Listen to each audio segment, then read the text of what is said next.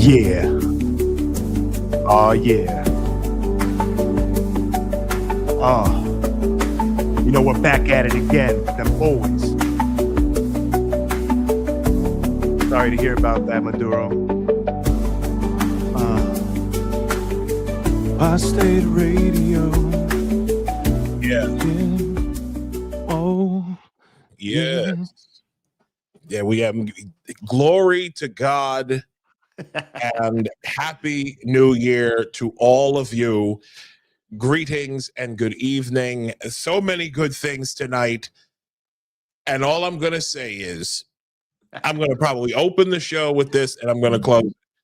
Communism is a pestilence that must be purged from the earth. And in the wee hours of Saturday morning, the big communist, one of the most important communists in South America, was black bagged and brought on to New York. Nicolas Maduro, the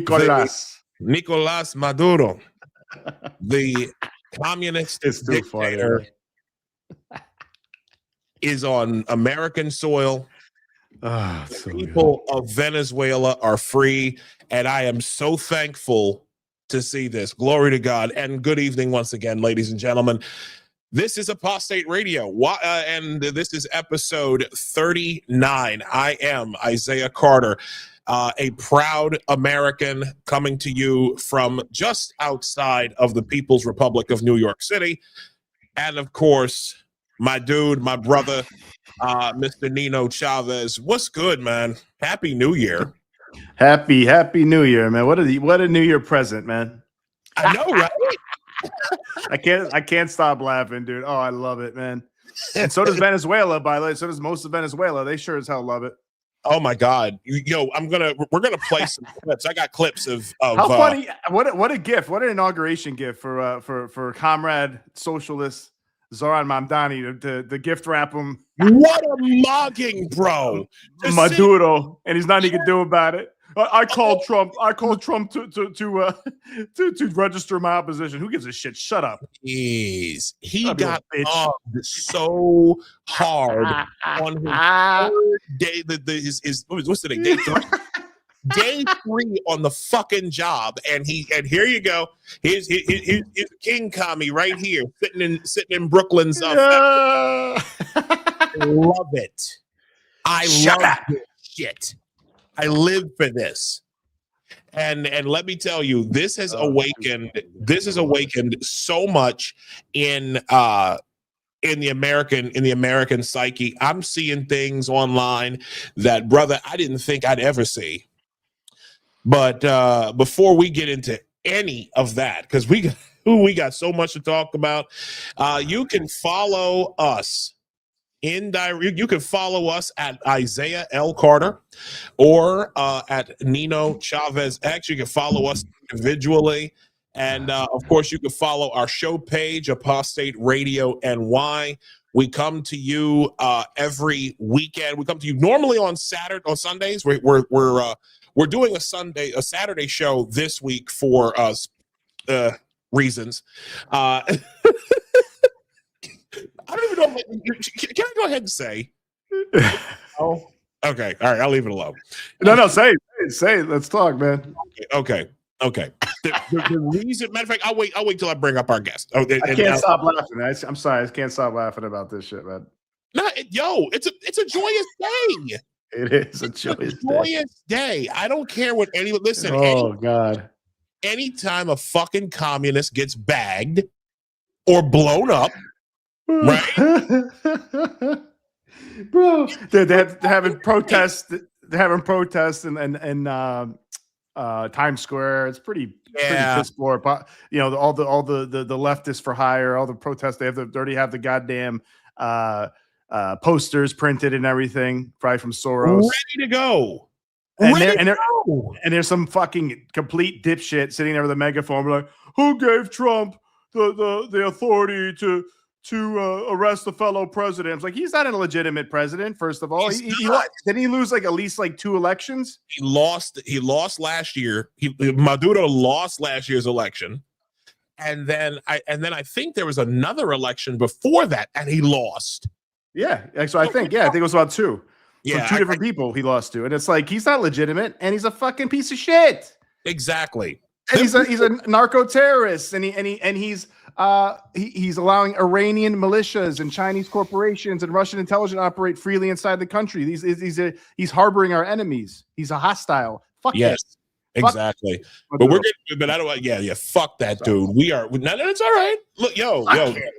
It's okay, bro. This is a joyous day. Ho, ho, man. Yes. Christmas came late. Yeah, and we still got the tree up. We still got the tree up. Keep it up, man. Keep that up Christmas today. Yeah, it's still Christmas over here. If you want to support our endeavors financially, and we really appreciate it, you can do so at buymeacoffee.com/apostate radio. We do appreciate everything that you. We thank you for all of your support and your kind words over 2025. So now we're going to get things started for 2026. And of course, and also there's Apostate Radio merch that's also available. You can get it at Realtime Inc. /collections/apostate-radio. So let's get into this, man. Let's do it. We have a young lady who is a phenomenal investigative journalist. And with a lot of things that have been happening over the last several years with mainstream media basically becoming propagandists for the machine state, investigative journalism has basically dried up. There's nothing. I remember seeing years ago how like publications and publications that had investigative reporters basically just let them go because they said, oh, it's too expensive. And as that took place, as the disappearance of investigative journalism carried on, you started to see what passes for journalism as little else than opinion journalism. So coming to us this evening is the young woman who several months ago broke the Carmelo Anthony story, the boy who stabbed Austin Metcalf in the heart. We'll get more into that, but coming to us live is the wonderful Miss Sarah Fields. Hey, what's going on? How are you? I am good. How are you? I'm good. I'm coming at you from the nursery in my house because what used to be my podcast studio became a nursery with our 4th child. Oh, okay. Yeah. That's how it goes. Well, yeah, that's how it goes. I lost my studio and gained a baby. That's right. I did 2 recently too. So that's very. Is that your first? No, it's my 4th. Oh, it was my first. It was my first. So it was a beautiful thing. It is, yeah. Not easy, but a beautiful thing. Well worth it. Yeah, definitely not easy, especially as you get older. Yes, indeed. So if you could, Sarah, it is our custom here for first-time guests on our show we give them a chance to introduce themselves to our audience. And so we would like for you to tell the people who you are and what you are about. Okay.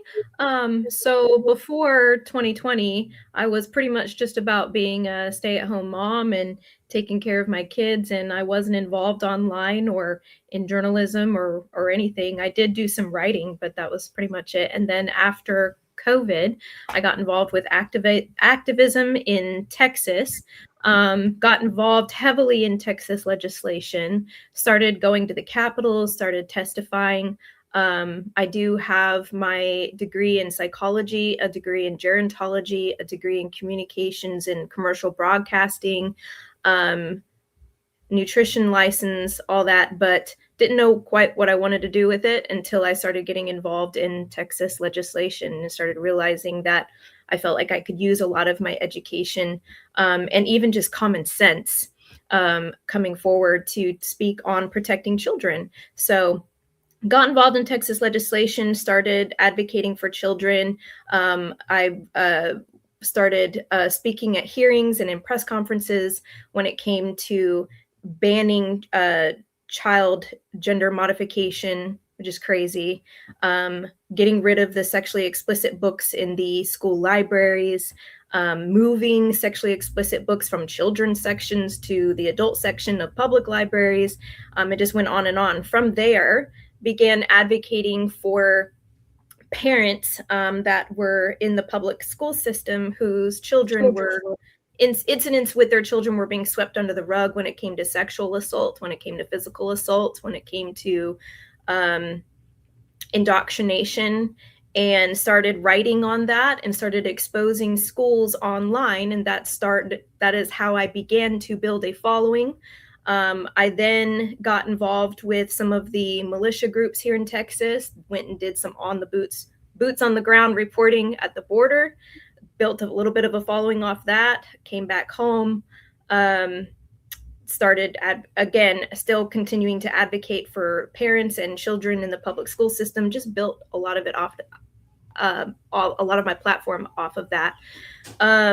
And then from there, started getting involved in investigative journalism because I started realizing that no one, before I even really understood citizen journalism or investigative journalism or anything, I just started realizing that the mainstream media not only was not reporting on the things that I was exposing, but was also painting it in a completely different light than reality, than what reality actually was. So that is how I got involved in what I do now.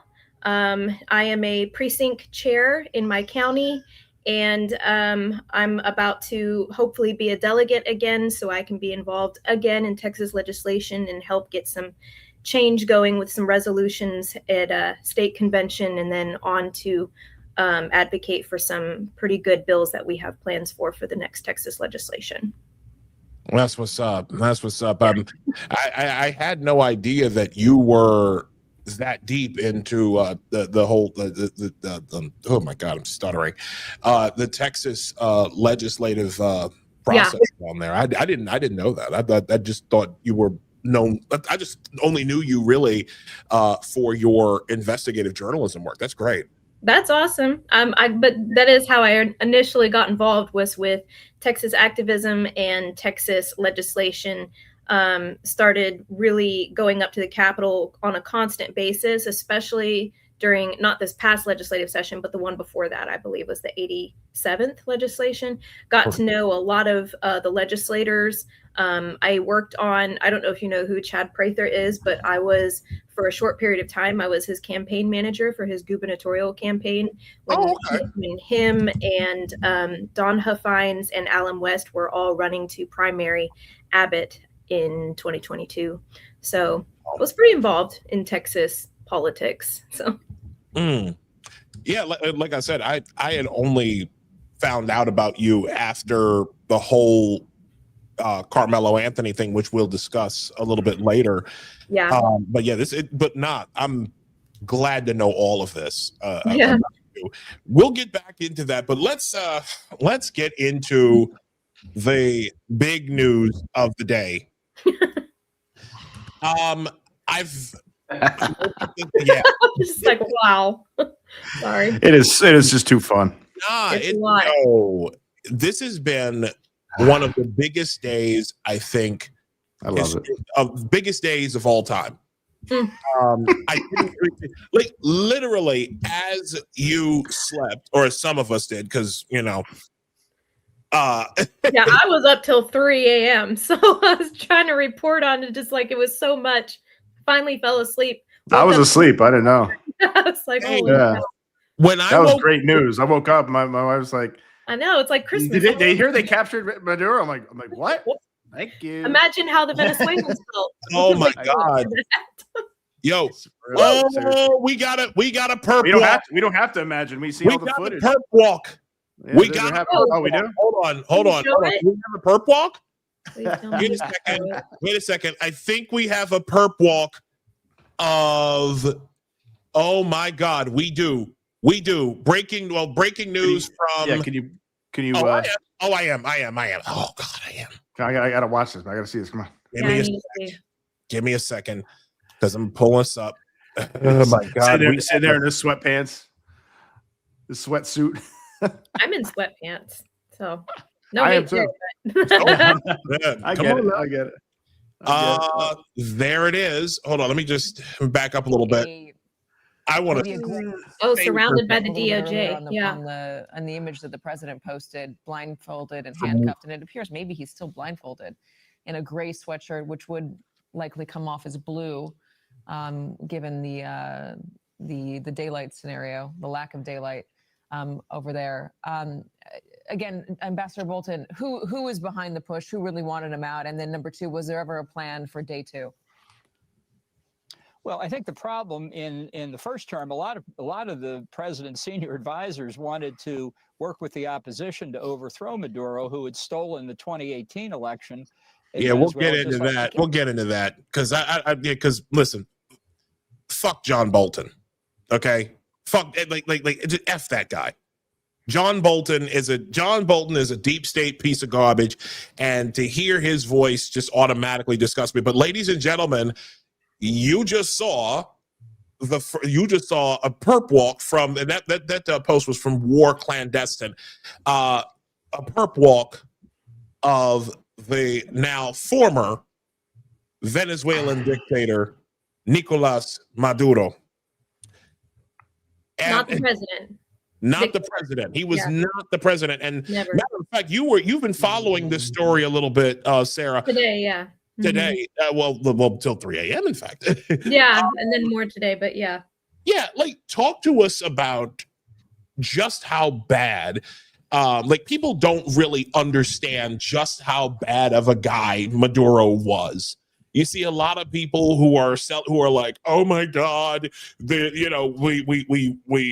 United States and did an imperialism and no war for oil. Like everybody sounds like they're in the fucking a global war on terror again from 20 years ago. Right. But Sarah, if you could just give us a little bit of just how bad this guy actually was. How bad of a guy was Nicolas Maduro? It's really hard to really get into all the details because I'm really still learning about it myself. But the more I get into it, the more I'm trying to go to Venezuelan media and trying to go, believe it or not, find Venezuelan citizens on TikTok, because that seems to be one of their biggest means of getting out information is actually on the app TikTok, believe it or not.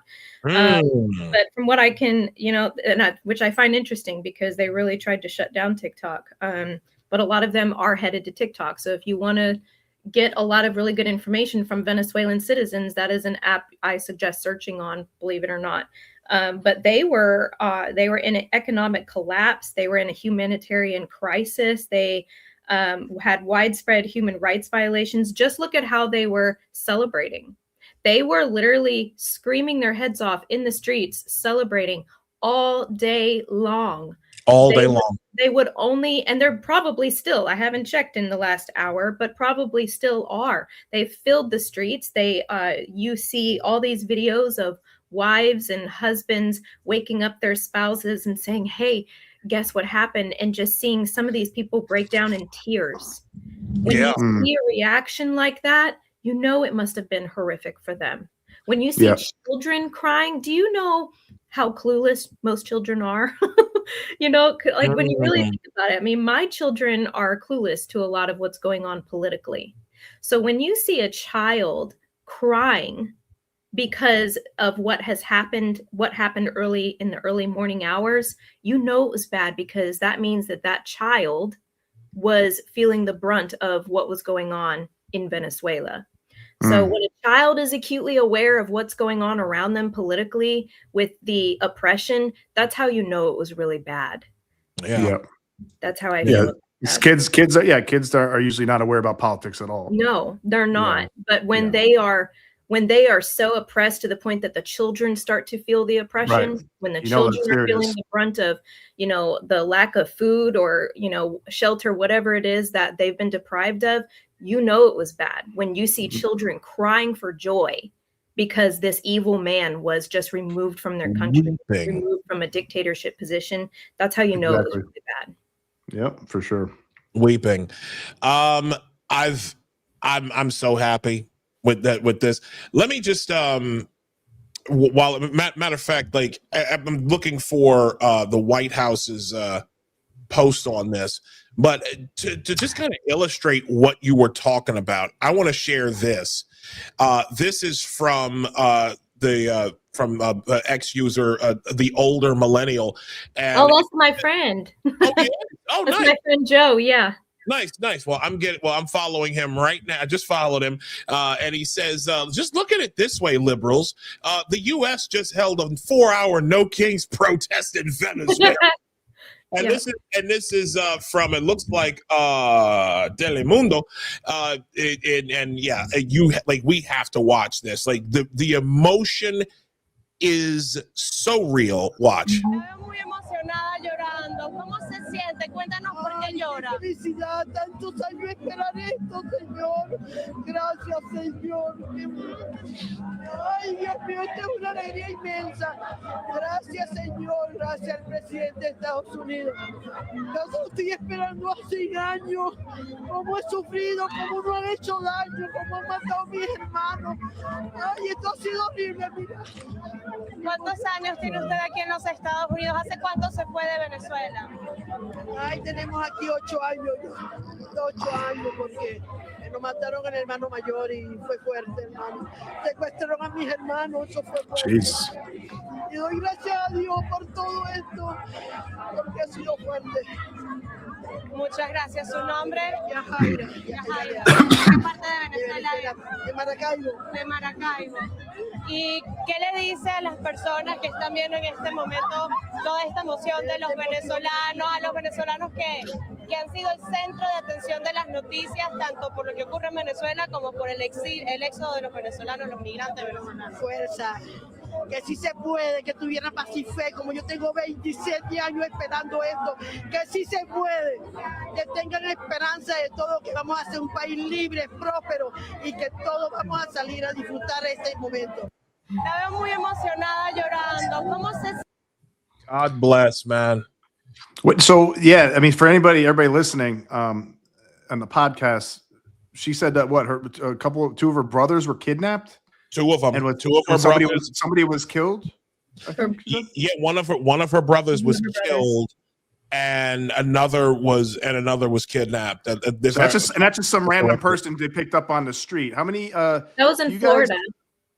That was in Florida. Yeah, that interview was done in Florida. And someone tried to come at Joe in the comments and say, "Oh, this was in Florida." He was like, "Well, then would you like to see Venezuelan streets then?" And then, of course, he posted what's going on in Venezuela because they're all celebrating. But a lot of people were saying, "Well, that's in Florida. It doesn't matter." Did you know that she is probably an actual legitimate immigrant who sought asylum? Yeah, exactly. And they don't want to hear from them. They, the left don't want to hear from them. So, nope. But her story is horrific. So, man, I'm very happy for her. And to that point, and talk about. Wait, I just want to say, Isaiah, just a little context here. I mean, perspective. It's like people were talking about, fascism here and dictatorship and all that. I'm like, that's what that really looks like. Yes. How many people do you know? You just pick somebody randomly in the crowd and like, oh, 2 of my brothers were kidnapped, 2 citizens were kidnapped, and my other brother was killed by the dictatorship, by the socialist dictatorship. It's like that's what that looks like for real. Not Trump removing illegal aliens, not Trump stopping gender indoctrination of children, things like that. That's just common sense. That's just what you should do. But that's real dictatorship. That's real. That's what socialism really is like. And that's part of why you'll see people from Venezuela risking their lives, putting their babies to human traffickers to see if they can get them across the border. I see people in rafts in Cuba, dangerous rafts going across the freaking Caribbean Sea to just just for the chance to be in free land in America. Like, that's why do you think they would do that otherwise? You know, like that's reality. It is reality. And what truly angers me is, like I said, the arrogance and the conceit from white liberals in this country. These mostly female. I have mostly female, yes. Yep. These evil, like I've been screaming about New York City's like overpopulation of white, over-credentialed, over-educated leftist people. This place is, and let me tell you something. To listen to these disconnected, these arrogant, just like clueless people who literally the only time they've ever interacted with a Venezuelan is when they were going to get food from a Venezuelan restaurant. From their Grubhub. They couldn't point to it on a map. They couldn't point to Venezuela on a fucking map, and yet here they are. You know, I got clips of this too, because Nate Friedman was down at Times Square today. Shout to Nate Friedman. I want to get him on the show. Like the way in which these white liberals just act as if the people of Venezuela were just like they're sad about this. It's ridiculous. This is the streets of New York City today. This is in Manhattan. This is in Chinatown. Actually, I know exactly where this is.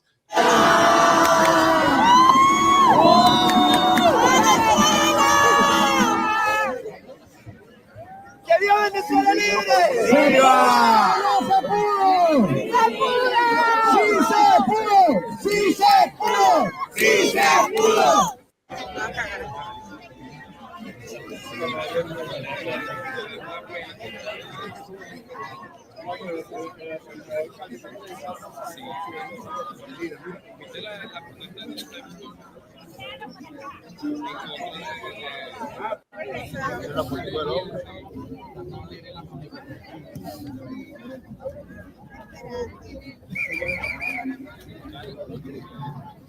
Like these, like they're ecstatic.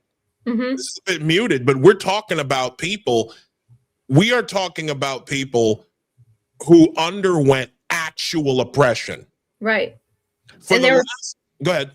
I was going to say they're fully aware of what happened too, because I mean, if you look and see some of the things that they're saying, they know full well that he was not their legitimate president. They knew full well that I believe it was Edmundo Gonzalez who was supposed to win the presidency.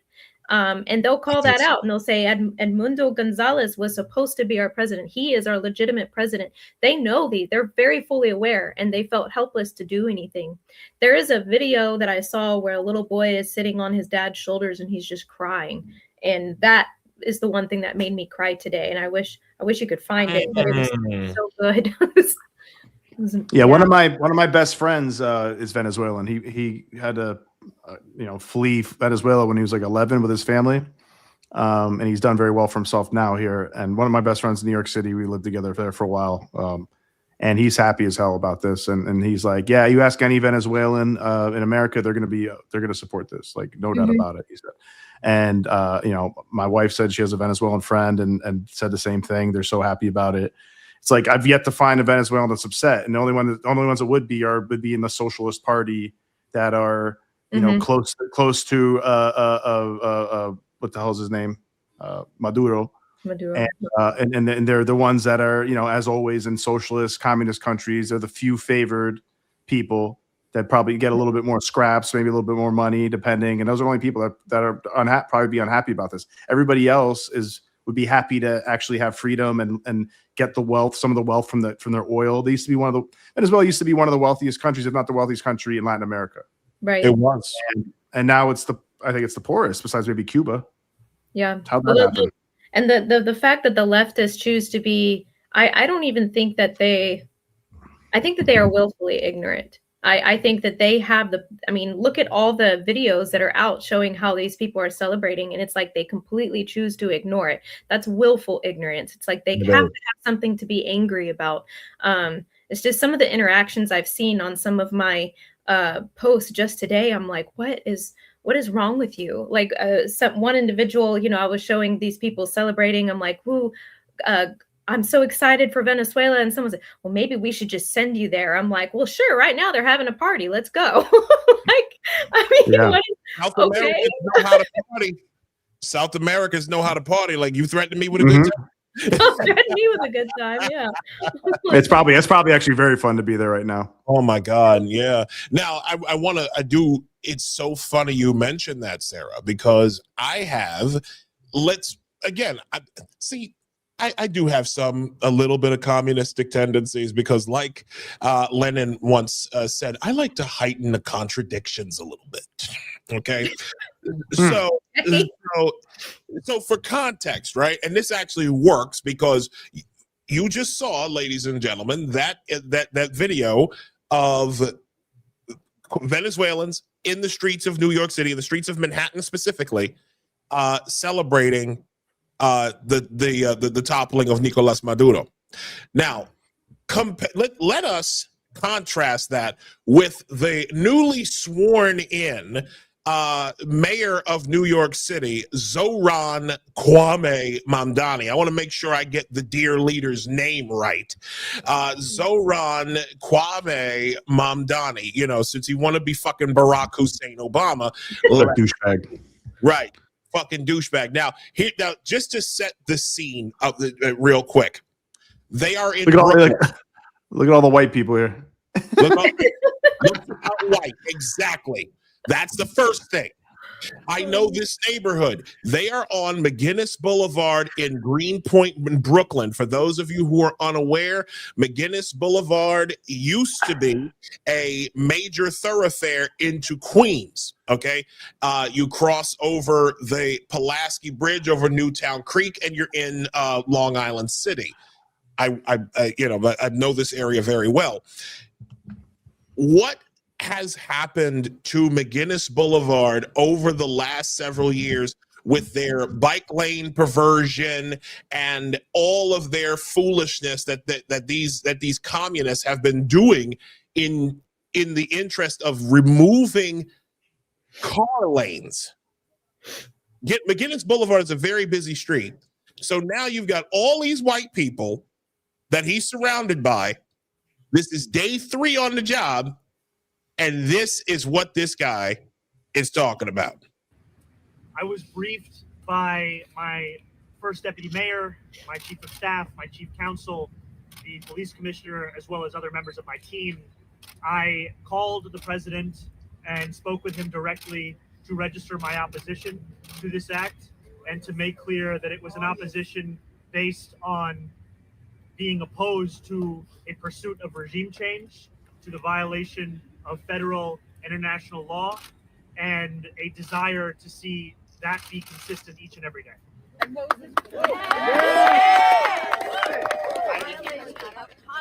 I registered my opposition, I made it clear, and we left it at that.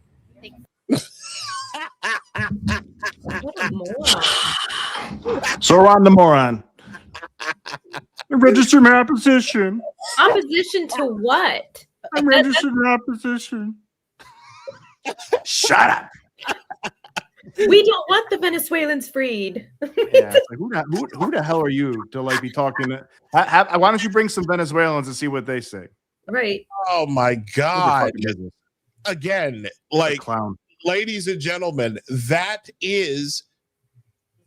who we have as well. I don't live in New York City anymore, but that's who the mayor of New York City is. That is who the mayor of New York City has surrounded himself with. And to think that guy had the dictator of Venezuela perp walk through that borough in Brooklyn. I know, I used to live in Brooklyn for 5 years. I know the borough like the back of my fucking hand. Okay, he just perp walked. He was perp walked him through Greenpoint. No, he perp walked him through downtown. Oh, okay. The federal detention center is in downtown Brooklyn. That's right. That's right. Yeah. Right on Atlantic Avenue. I know where it is. That's great. Well, he and Maduro are two peas in a pod. If they were switched, he probably would have been the same person that Maduro was. So he probably registered his opposition then too. Real quick. Don't take away my power. Exactly. No, true. Ladies and gentlemen, what you just saw was the leftist equivalent of writing a strongly worded letter. Exactly. Oh God. Nick Diunte on X says the long-standing homeowners in that area don't want this change. I know that. I know that. He also says most of these people are transalt lobbyists, not 20+ year Greenpoint residents. You're not wrong. Absolutely. Telling people. Absolutely. I keep saying this to people. Zoran was not elected. Please understand, ladies and gentlemen, not to go too far off topic. Zoran Mamdani was elected not by the illegals that were trucked into New York City. Zoran was elected by white liberals, by white shit lib transplants who have not lived in who hadn't lived in New York City fucking 2 years. Yeah. Okay. They were young. They were affluent. They lived in Greenpoint was one of the neighborhoods that they lived in. Williamsburg, which is slightly south of Greenpoint, is another. Those are Zoran's people. Those are the ones, dude. When he used to brag about having like thousands, tens of thousands of canvassers all throughout 2025 who did who would do all of his knocking on doors and shit. They were all white, almost all white women and gay white men. Mm-hmm. And you know what's crazy? They never went to a fucking black neighborhood ever. I'm dead serious. I lived in Brownsville, Brooklyn, okay, which is not as far as which is not far east as East New York. I lived in that part of Brooklyn, and then I lived in Wakefield, which is at the top of the Bronx. Very middle class, black West Indian neighborhoods. I didn't see a single fucking Zoran canvasser at any time. Wow. When I lived in those neighborhoods. Not surprised, man. Isaiah, did you see the clip I sent you? I did. I'm going to that next. Matter of fact, I already have that. Did you hear Rubio's little speech this morning? I did. Or afternoon? I did. I loved it. I've not seen Rubio's speech. Yeah, let's play it for Sarah. It's short. Yeah. It's like under 3 minutes. Yeah, but it's such a G speech, man. What a G. Shout to Clay Travis, by the way. He says Marco Rubio says President Trump doesn't just talk, he takes action, and everyone around the world should take note of what happened to Maduro. I could not agree more. Here we go. Not much to add to what you've heard now, other than the following points. Nicolas Maduro was indicted in 2020 in the United States. He is not the legitimate president of Venezuela. That's not just us saying it. The first Trump administration, the Biden administration, the second Trump administration, none of those three recognized him. He's not recognized by the European Union and multiple countries around the world. He is a fugitive of American justice with a $50 million reward, which I guess we saved $50 million. And yeah, exactly. But don't let anybody claim it. Nobody deserves it but us. But I want to be clear about one thing. Nicolas Maduro had multiple opportunities to avoid this. He was provided multiple very, very, very generous offers and chose instead to act like a wild man, chose instead to play around. And the result is what we saw tonight. Playing around. The other message here is the following. You have a guy, like many people around the world, they like to play games. You have a guy who decides he's going to invite Iran into his country, is going to, do the confiscation of American oil companies, is going to flood our country with gang members, is going to take Americans prisoner and try to hold them for hostage and trade them like he was able to do with the Biden administration. Basically likes to play games all this time and thinks nothing's going to happen. And I hope what people now understand is that we have a president. The 47th president of the United States is not a game player. When he tells you that he's going to do something, when tells you he's going to address a problem, he means it. He actions it. I can tell you, I've watched this process now for 14, 15 years, been around it. Everybody talks. I'm going to do this. I'm going to do that. When I get there, we're going to do this. We're going to take. This is a president of action. Like, I don't understand yet how they haven't figured this out. And now, if you don't know, now you know. Because this is the way it's going to play out. And I think people need to understand that this is not a president that just talks and does letters and press conferences. And, you know, if he says he's serious about something, he means it. And this is something that was a direct threat to the national interest of the United States. And the president addressed it. There's a president of peace, by the way. I told you what I just said earlier. This guy had multiple opportunities to find his way somewhere else and figure out another. He could have been living somewhere else right now, very happy. But instead, he wanted to play big boy. And so now, you know, he's got other sets of problems on his hands. And but I think that the message here should be for the world. Look, the president doesn't go out looking for people to pick fights with. He's not generally wants to get along with everybody. We'll talk and meet with anybody, but don't play games. Don't play games with this president's in office, because it's not going to turn out well. And so I hope that I guess that lesson was learned last night, and we hope it'll be instructive moving forward. Mr. President. Mr. President. You want to play? Wow. Yeah. You want to play big? You want to play big boy? And if you don't know, now you know. Mm-hmm. Wow. How fucking fitting is that? How fitting he is was that? Talking. That was gangster, man. Think about it. He's trying to be a wild man. He said. Yo, Nino, check us out though. I can't, man. I can't take this. The president, so Marco Rubio, our beloved Secretary of State, and maybe he got like 2-3 other jobs that we don't know about. He quoted Biggie lyrics. Yeah. Oh no, now you know. Now you know. That's right. It's a millennial move right there. All right. Now hold on. Now Biggie was from Brooklyn, born and raised in Bed-Stuy, do or die. It's all Brooklyn, man. And Nicolas Maduro is in Brooklyn.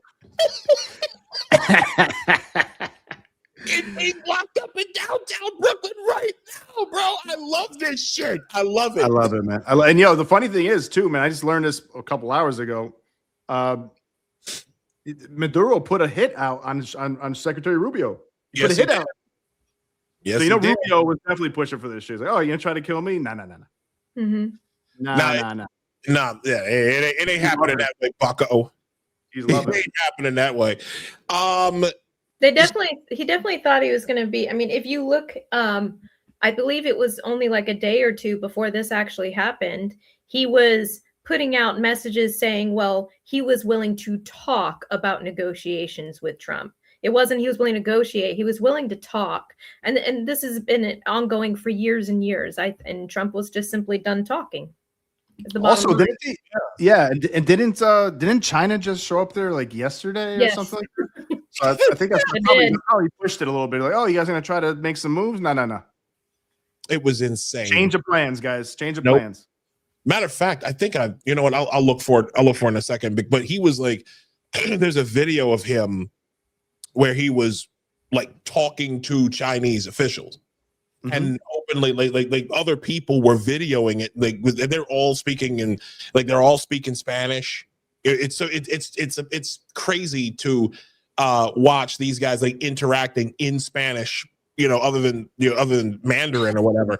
And to sit there and watch, that was the meeting that took place hours before he got picked. He got black bagged by Delta Force.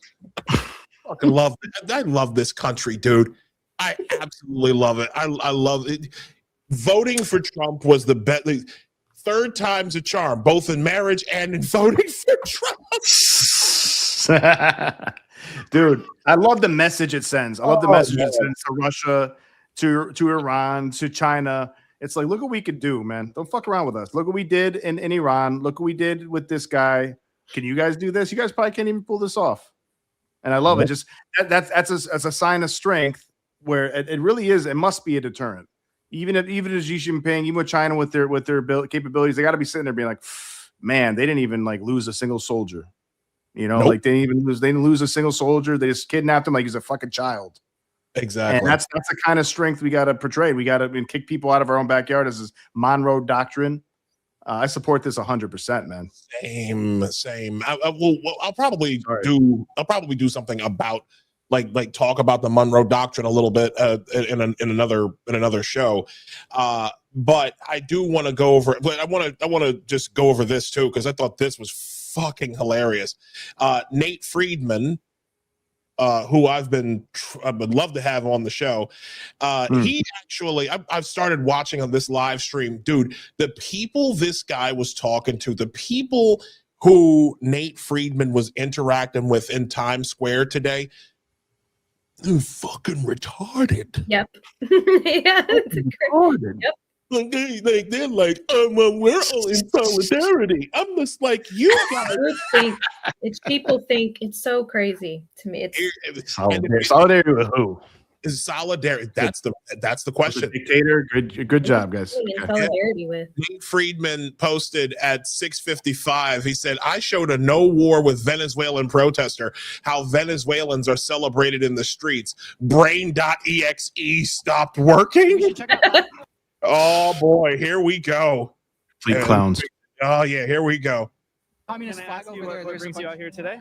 I'm organized with the Revolutionary Communists of America. We're out here to say hands off Venezuela, and we unequivocally stand with the people. Think about what he just said.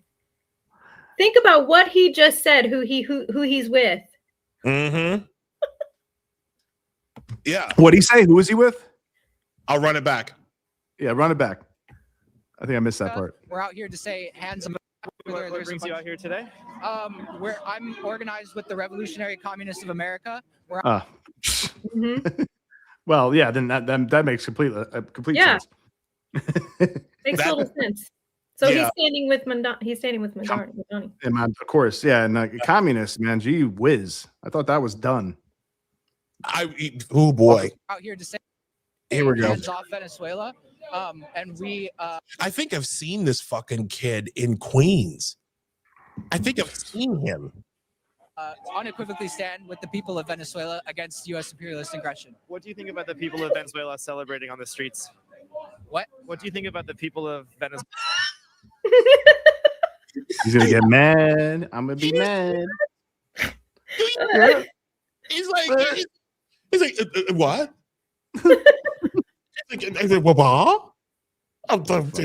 They're doing what?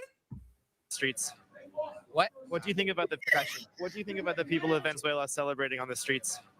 What? What do you think about the people of Venezuela celebrating on the streets today?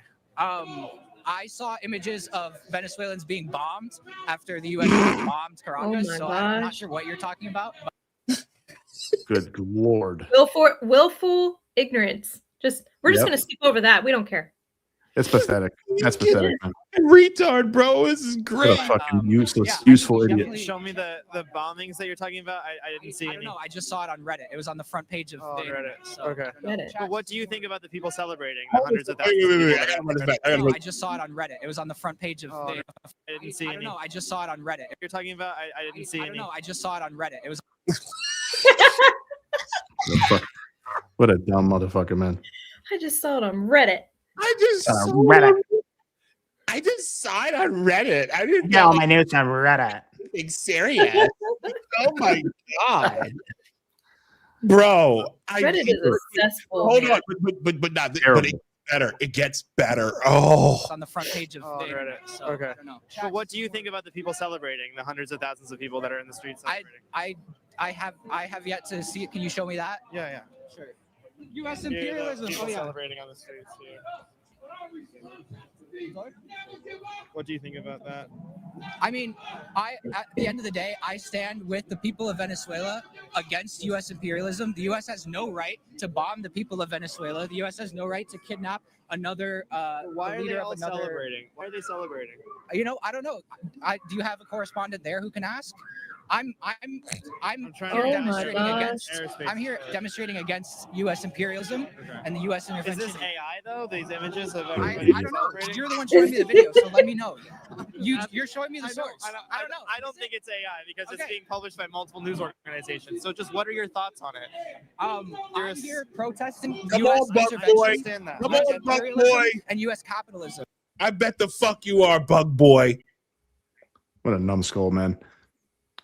Wow. Like, he can't even be honest. He can't even be honest with people. Like, he really doesn't know what's going on in Venezuela, that people have quote unquote food insecurities. More. That's okay. Yeah. He's a. I don't know why they would be celebrating. That's the level, ladies and gentlemen. That is a bug man. That's bug man. Okay. And that is someone, that is someone who has had his individuality like bled from him. Mm-hmm.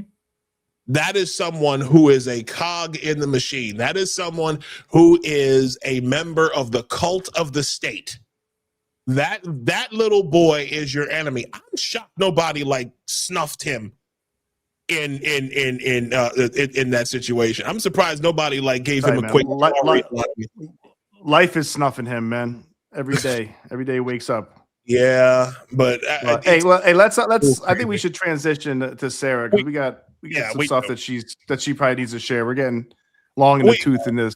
We are. Yeah, we can get back. We can get back to this stuff after if she has to leave or anything. Well, she's a new mother of 4 now, so. Yeah, absolutely. And listen, we're right on schedule. We're actually doing good. We're at where you said we were going to be. So exactly. Oh, good. Perfect. Oh, okay. All right. I didn't know. Yeah. All right. Perfect. Yeah. Not, bro. I am all for mogging. Oh boy, hold on. You got to give me this. You got to give me this one. Hold on. I got to find it, because it's on my because the esteemed president of El Salvador, Nayib Bukele, joined in on this. Okay.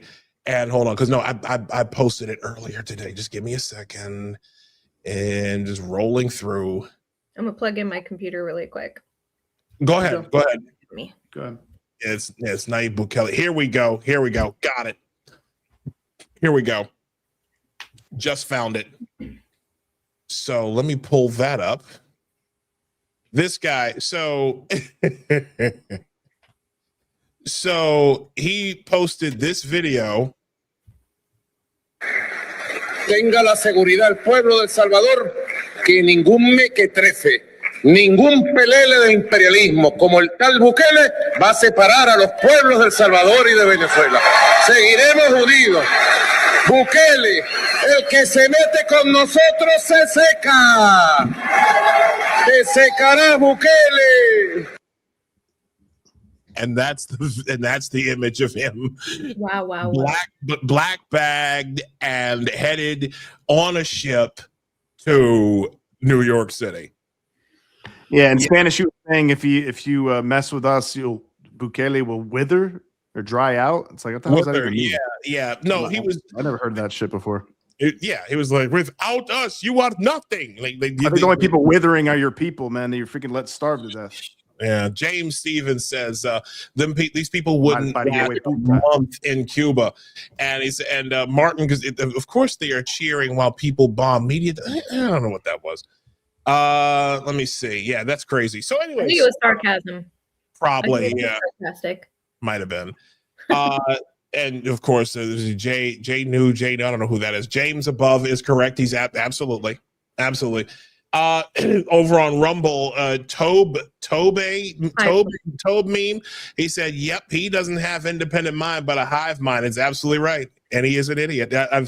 It's so crazy. Again, like to watch these people, to watch their intellect, to watch their ability, their critical thinking just bleed right out and just blink out. It's like, dude, that's what I mean when I say that communism is a cult. It's a cult of state. It's a worship of the state. When you aren't able, ladies and gentlemen, to take into consideration that you might actually be wrong about something, where you're in the streets holding a sign like a fucking idiot that was pre-printed that Neville Roy Singham and all of his money in Shanghai, China paid for. You're out there holding up this sign with the hammer and sickle, being like, I stand in solidarity with the people of Venezuela. And the people of Venezuela are on video cheering for their liberation. That doesn't include you. You might be on the wrong team. But of course, that never registers because, you know, the communism is never wrong to these people. If something does not happen according to the way communism says it's going to happen, that just means, oh, we didn't communism harder.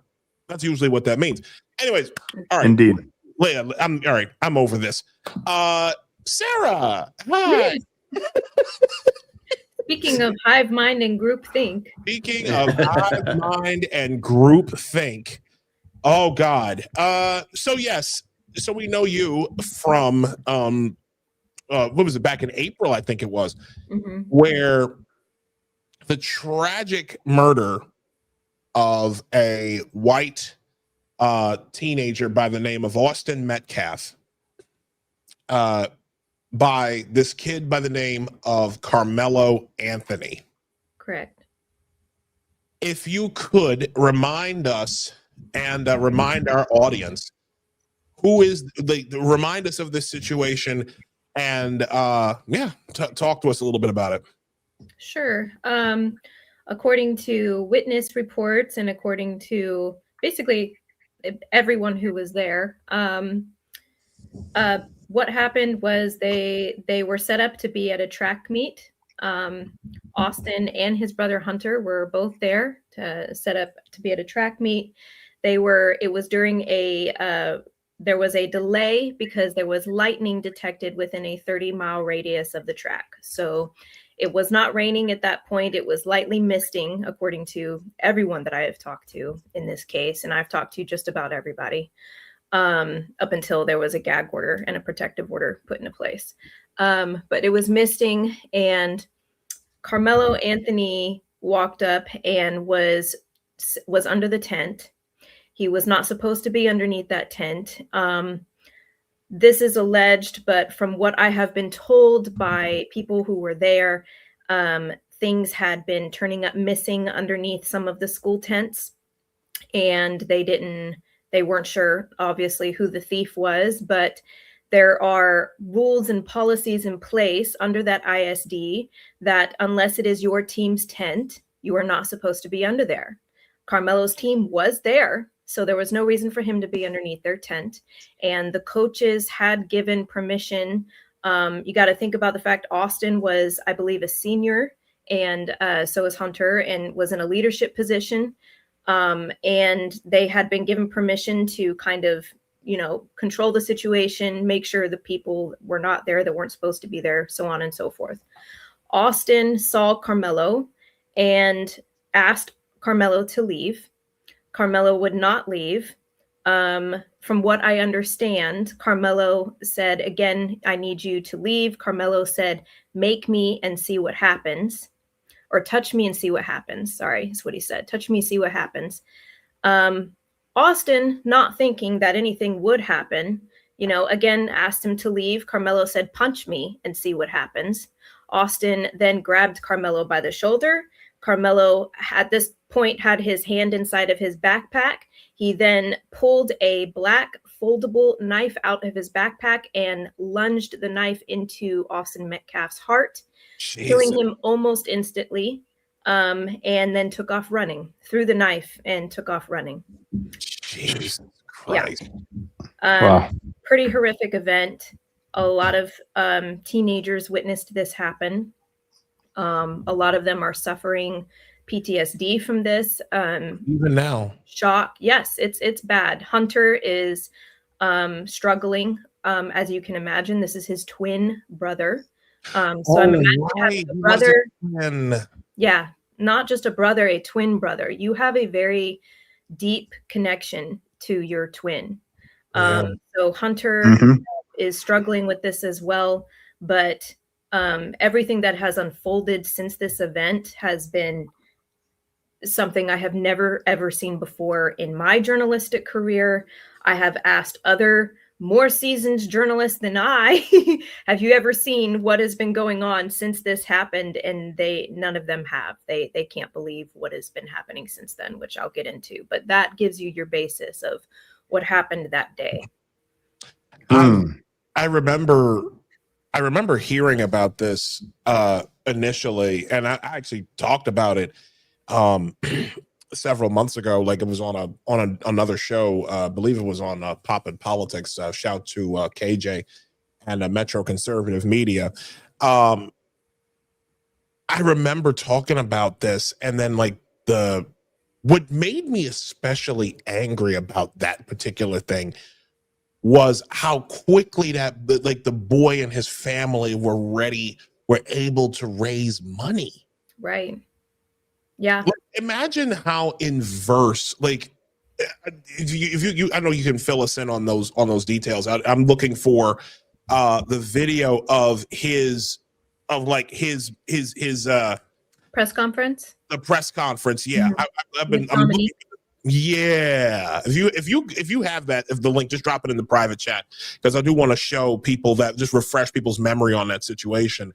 But like he raised what, like over $500,000 so far, yes, in a week, or no, or was it like a couple? Well, not of in a week, but he has raised over $500,000. Yes. Over $500,000 for his quote unquote legal defense fund. And the money didn't go all to his legal defense fund, did it? No. So it's interesting because at first, and man, I kind of wish I'd come more prepared with a lot of screenshots for you, but initially the Give, Send, Go was set up as the legal defense fund. Then when they started getting called out for having a very nice home, living pretty lavishly at the time, because they started getting called out for that. They changed the description on their Give, Send, Go to cover legal fees, security, moving, transportation, and living expenses. So basically everything. It covered everything. That's insane. Well, that's a good way to get rich, just randomly killing a teenage kid. Killing out of sport. That's pretty crazy that we live in a world where that's a black kid killing a white kid, a black kid killing a white kid, then running behind the cover of his parents and the other adults in his life, who then run interference for him by calling everything racist. That's basically what happened, right? Like, yeah. Didn't Austin Metcalf's father go to some press conference and this guy Dominique like just straight up like talk shit about him while he was there? Like it was a wild. And after he left, yes. So go headed to the press conference. Let me tell you a little bit. I'll look for this in just a second. A little bit about that press conference. They had the press conference, I believe it was somewhere around the 17th or the 18th of April. Before that, they had brought on Dominique Alexander as their official advocate for the family. Dominique Alexander, I then began looking into him. And also going back a little bit, don't forget that when they when they arrested Carmelo, he said, "I'm not alleged, I did it." So we already have an admission right there. Okay? Oh my God. Yeah. So they said, we have the alleged, whatever. And he said, "I'm not alleged, I did it." Like he opened his mouth and said that. He was then arrested. Then he said, "He touched me." Okay. I want you to remember, he didn't say they touched me. He didn't say I was attacked. He said he touched me, and then went on to say, "Couldn't this be self-defense?" I believe once they put him in the vehicle. Not sure exactly when he asked that, but this is the interaction that he had with the police officer. Okay. Mm-hmm. They brought on Dominique Alexander as the advocate. Dominique Alexander's rap sheet is longer than my freaking arm. Okay. This man is violent. This man is known for assault against women. This man was known for shaking a baby to the point of brain damage. This man, I pulled up so much information on this guy and exposed him for who he was.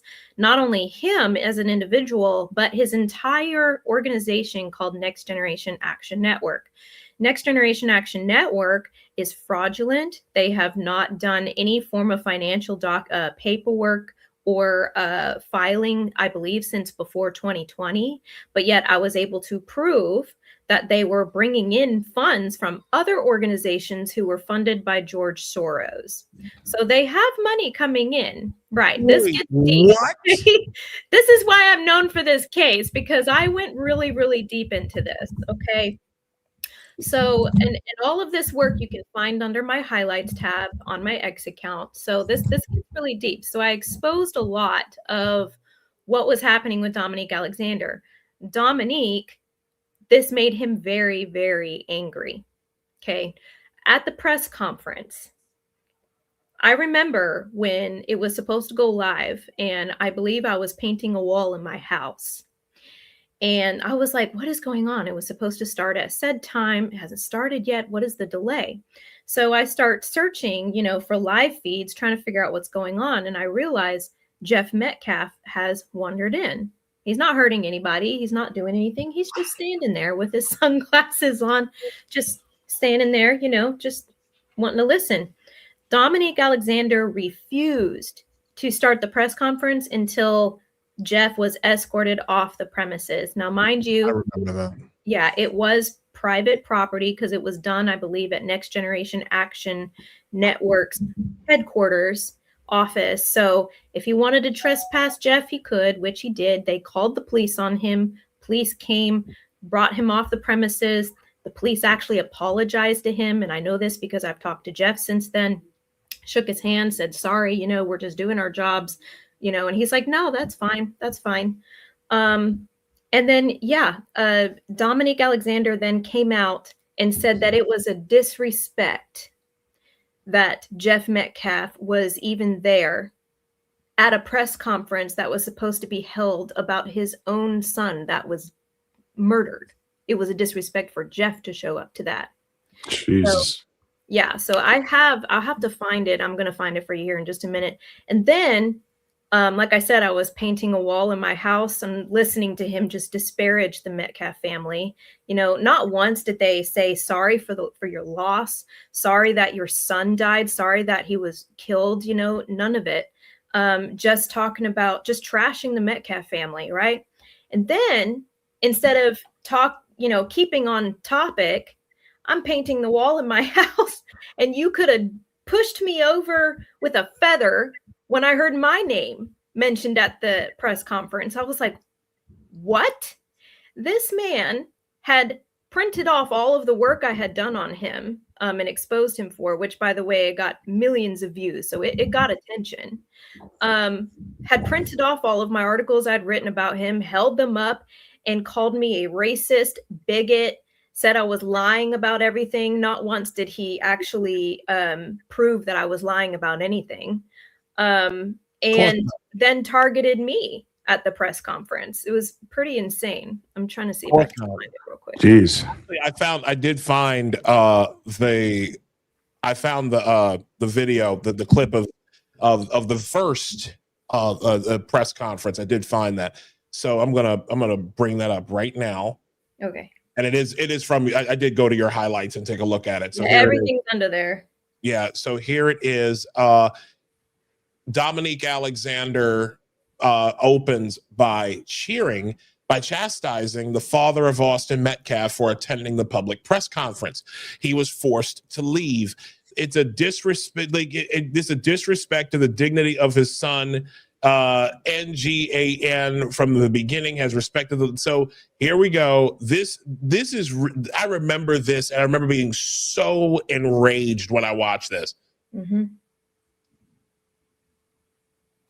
The father being at this press conference. These are my, don't quote anybody. Is a disrespect This man can hardly speak. of his son. Mm-hmm.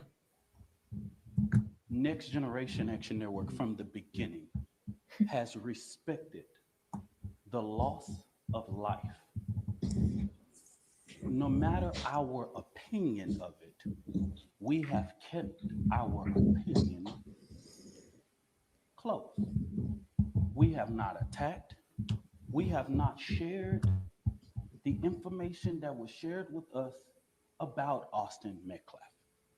He didn't even pronounce his name right. Metcalf? Yep. About Austin Metcalf. Because Ignorant. Amen. Information that was shared with us about Austin Metcalf. Because we respect the dignity of life. Get the fuck out of here. Who let this Pootie Town looking motherfucker on the stage like this? Who let this? Wow. Y'all women. So they raised $500,000, some of which was Soros money for that. So Next Generation Action Network, which is the organization that is belonging to Dominique Alexander, is fraudulent. And they were pulling in money from other organizations that were funded by George Soros. Oh. The Give, Send, Go is supposed to be covering the Carmelo Anthony family, is the one where they changed the description and just basically said these funds are going to cover all expenses. They changed it.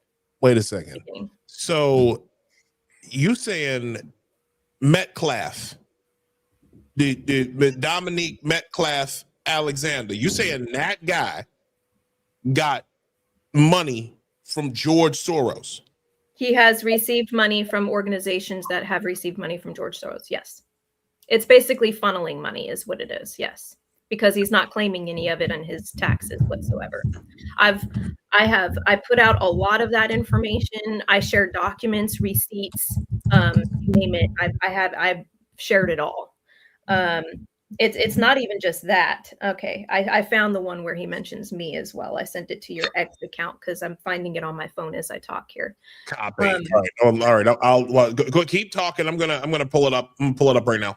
Right. So not only that, I mean, what he does is he 501c hops. He does what is called 501c hopping. So he opens a 501c and then keeps it open for a period of time until he begins getting pushed by the IRS to file documents. Once that pressure begins to come in, he then leaves that 501c, starts a new one, and keeps restarting the cycle. It's called 501c hopping. This is what Dominique Alexander has been doing with Next Generation Action Network for years. This man has also been running, he's been endorsing people with his organization illegally because you cannot endorse unless you meet certain legal requirements when you have a 501c. It's a completely fraudulent organization, basically doesn't exist. He is literally, I believe, money laundering. He's got to be. Yeah. I did find. He's also running a fraudulent security team. So I've also proven that as well on his website. If you find the video of Carmelo Anthony being escorted out by Next Generation Action Network, being escorted out by Dominique and his security team, which, by the way, under the Give, Send, Go, it says that this funding is going to go to a security team. Now, guess whose security team that money is going to? Oh, no. Who is not licensed in any shape or form to be security officers. Wow. So he's just stealing this family money left and right. Yes. Oh my God. So here's the video.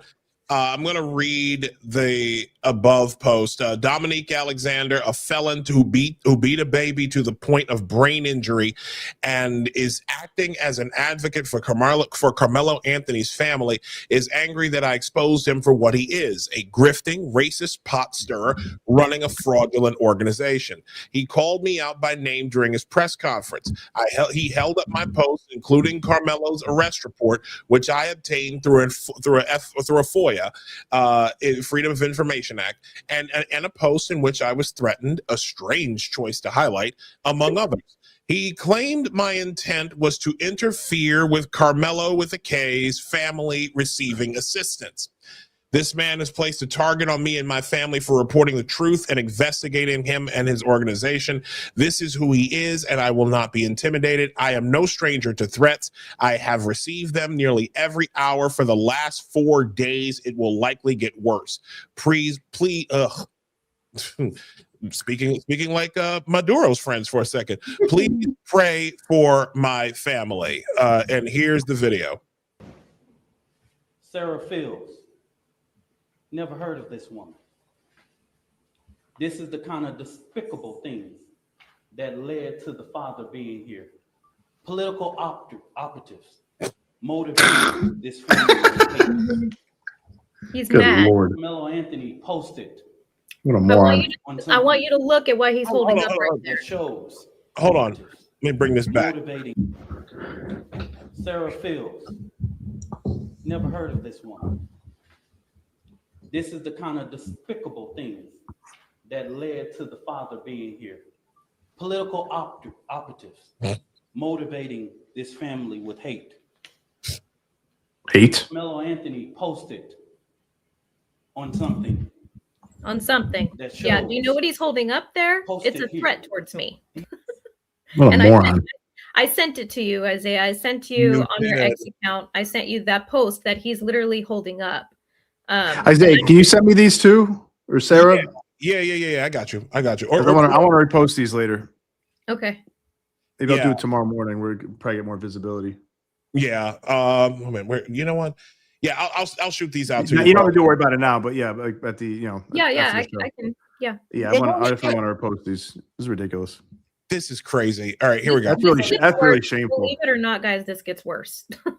Jesus. Oh my God. Okay, here we go. Lies that are threatening this family.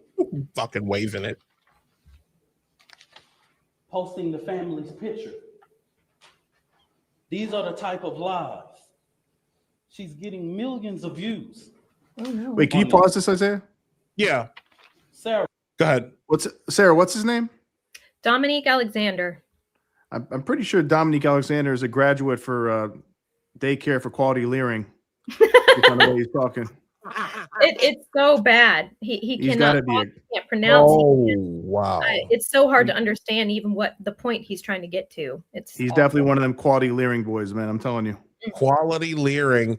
Yeah. Oh my God, bro. I just had to. I'm sorry. She's even came after me. She's even said all of those things. What a victim. And now that the public knows exactly what is going on. Do they really? I ask. Because these racist bigots try. Did he say racist bigots or racist bitch? Racist bigots. That's what he refers to me as the racist bigot. This old much mouth ass. To prevent us from standing up for our baby, our boy. Yeesh. He should be afforded the same rights that Kyle Rittenhouse had. What? Daniel Pena and all of the people. Whoa. Wait, who? And all of the people. Daniel Pena. Penna? What did he say? Penva? Daniel. He's referring to Daniel Penny. Yeah, exactly. Daniel Pena. Penna? And all of the people who have claimed whatever their defense was. Is this dude deaf? He should be afforded the same rights.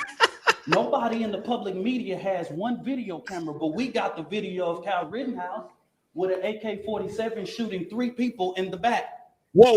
Hold on. Isn't that crazy that he said that? Wait a minute, hold on. How got the video of Kyle Rittenhouse with an AK-47 shooting 3 people? That motherfucker held up 2 fingers. That motherfucker held up 2 fingers. I just saw it. Hold on a second. Hold on. I'm going to do one more time. Wait a minute. He got the video of Kyle Rittenhouse with an AK-47 shooting. Wait, he was talking about 3 people, right? And he put up 2 fingers? This motherfucker did a brown man from the 5th floor.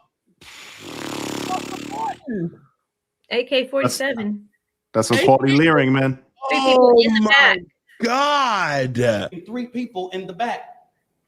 We got that. And he ran. You know what? I've seen enough. Yeah. I've seen enough. You don't need to watch the whole thing. He is a clown. Damn. He's an opportunistic clown. He's crazy. That's a crazy clown too. Opportunist is the perfect word for that Look, man. I'm surprised he's like He's smart enough to scam and make money, but he's also seems like he's a retarded person. Nino. No. Sarah, don't you start with the mispronunciations and the Sonya Pity on the Runny Khan and all that other. What the fuck?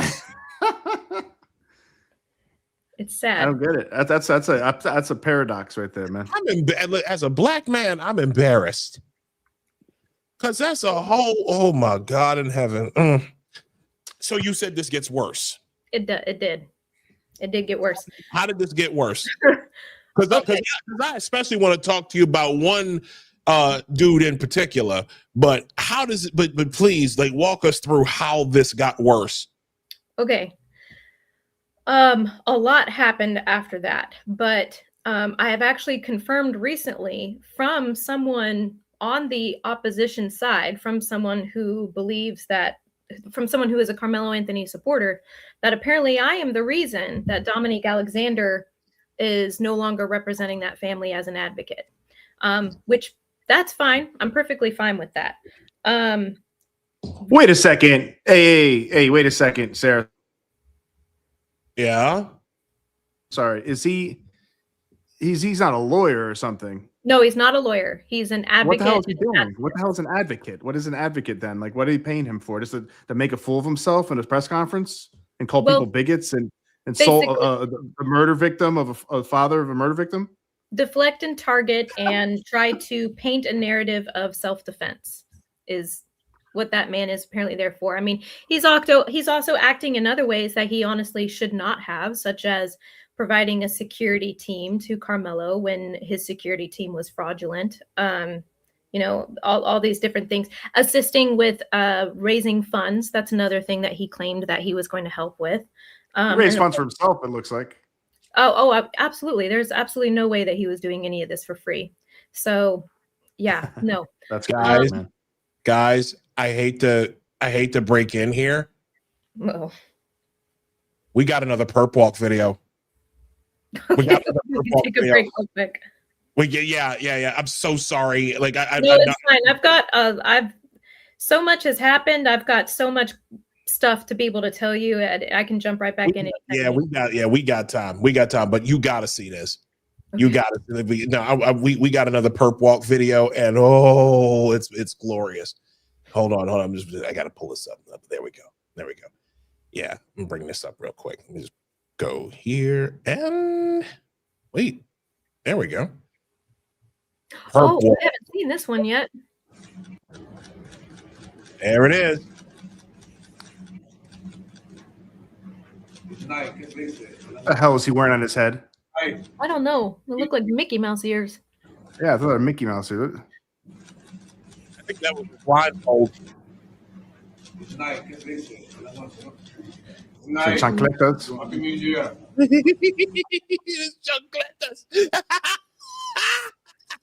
Maduro, man, what a bum. Just leave him out in the cold for a little.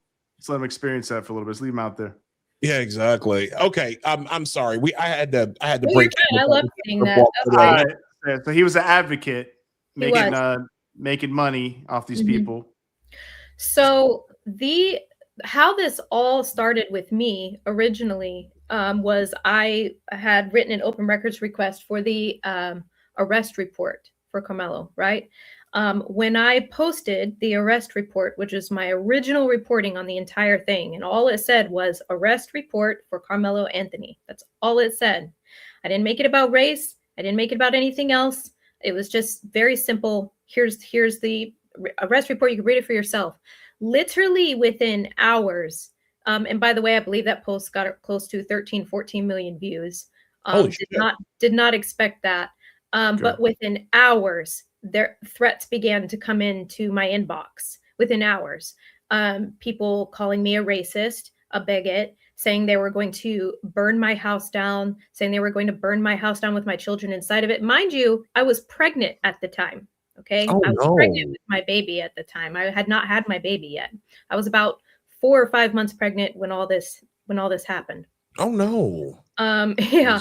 So Christ. a little stressful. Okay, cool. I'm used to getting threats. I truly am. Like, I'm just like, you know, whatever. These people are mad.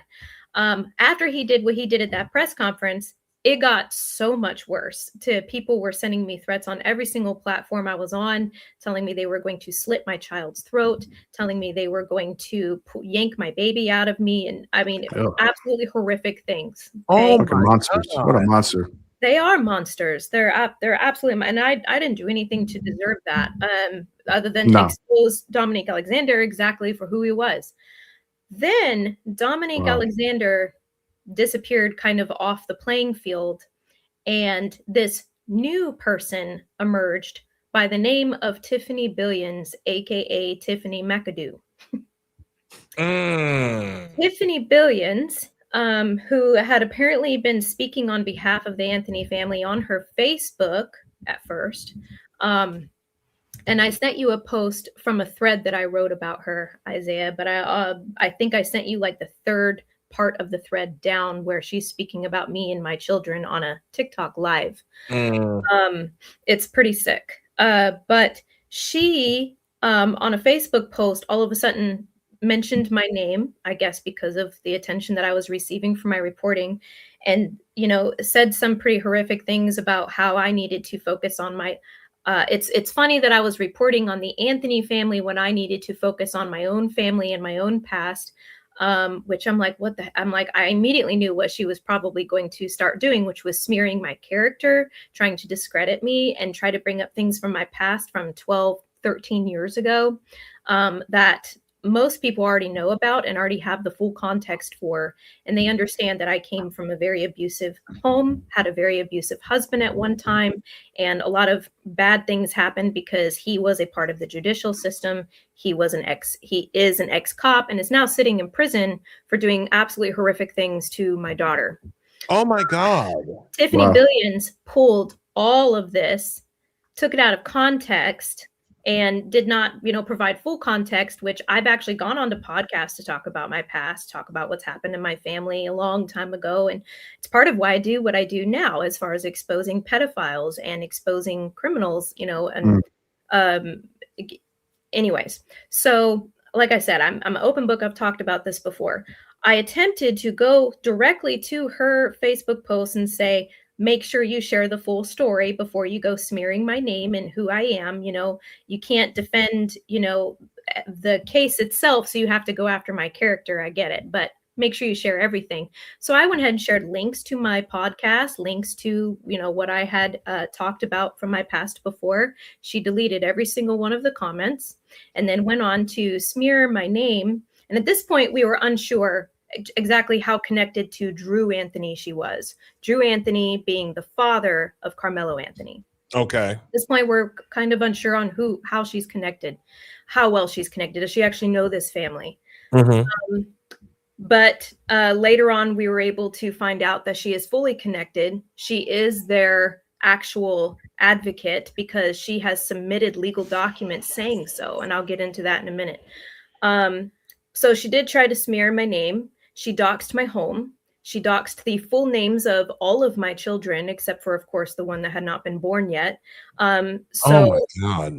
I was like, okay, so this new person is targeting me. I had a source in the DFW area that had been sharing information with me about Dominique. And I messaged this source and said, do you know this person, Tiffany Billions, or Tiffany McAdoo is our actual name? And this person said, if you thought Dominique Alexander was bad, you don't understand what you're getting into with this woman. Oh dear. I was like, oh my God. Okay. So attempted to ignore her, attempted to just think, okay, but just leave it alone. It doesn't matter. You know, at the end of the day, we need to wait for this trial to happen and make sure that we get justice for Austin Metcalf, right? Enough. Yeah. This woman So we have been able to find connections with her and this entire group that is absolutely 100% meant to target me and target the Metcalf family. And before you, not to cut you off, but before we go into that, I want to play some of this. I have not heard this yet. It's pretty bad. So I'm only going to play like maybe a minute of it because this is what 6 minutes long. It's a 6 minute long clip, but I'm only gonna play maybe a minute or so of it. But this is here we go. I'm buckled in. Here we go. I don't care. I hate to see her fucking face. Bitch, I hate you. You whiny ass hoe with your broke ass asking for $25. Bitch, I got that 4 or 5 times over just sitting in savings, hoe. Bitch.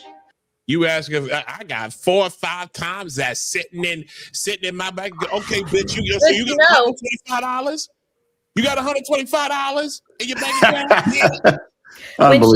When she said $25, she actually meant $25K because that's what I raised. Oh, okay. That makes more sense. Yeah. Okay, I'm about to go in. I hope somebody records this and send it to her. And fuck you and your attorney, bitch. Oh, she's probably already doing that with her attorney. And I wish you would run up on me. I wish one of you hoes would run up on me. I can't wait to lay you niggas down. I can't wait. Run up on me. I'm a fear for my motherfucking life. Hold on a second. So she's inviting you to run up on her so that she can fall out and play the victim. Right. Essentially, yes. How retarded is this bitch? And is she telling you to do that while you're pregnant? Yes, I was pregnant at this time. Yes. So she thinks you're gonna go and start a fight with her while you're pregnant? Just say. I don't know what she thought. I don't know. You're dealing with some of the most retarded people in America. Yeah, I am. It just keeps going. Just here we go. I'm buckled back in. Now, this type of shit, ho, don't nobody owe you nothing, and Janita don't owe you nothing as a black woman. And she's probably gonna give you an interview, bitch, but I don't care. Because we doing a whole nother thing over here. A whole nother thing. While you on your 4th baby daddy with your legs open, ho. I'm over here creating a whole movement. A whole dumb movement. Bitch. A movement? You creating a whole movement to get this little... Just let it go. Just let it play. This bitch is whining because I did an interview. It has nothing to do with you, bitch. Turn it That off. never happened. I didn't whine. I'm going to tell you why she's really mad. You mad because y'all intended to shut that interview down. We know because we got the message. We have messages where y'all were messaging each other saying that you're going to go in the interview and shut it down. What interview are they? What interview is this girl referring to?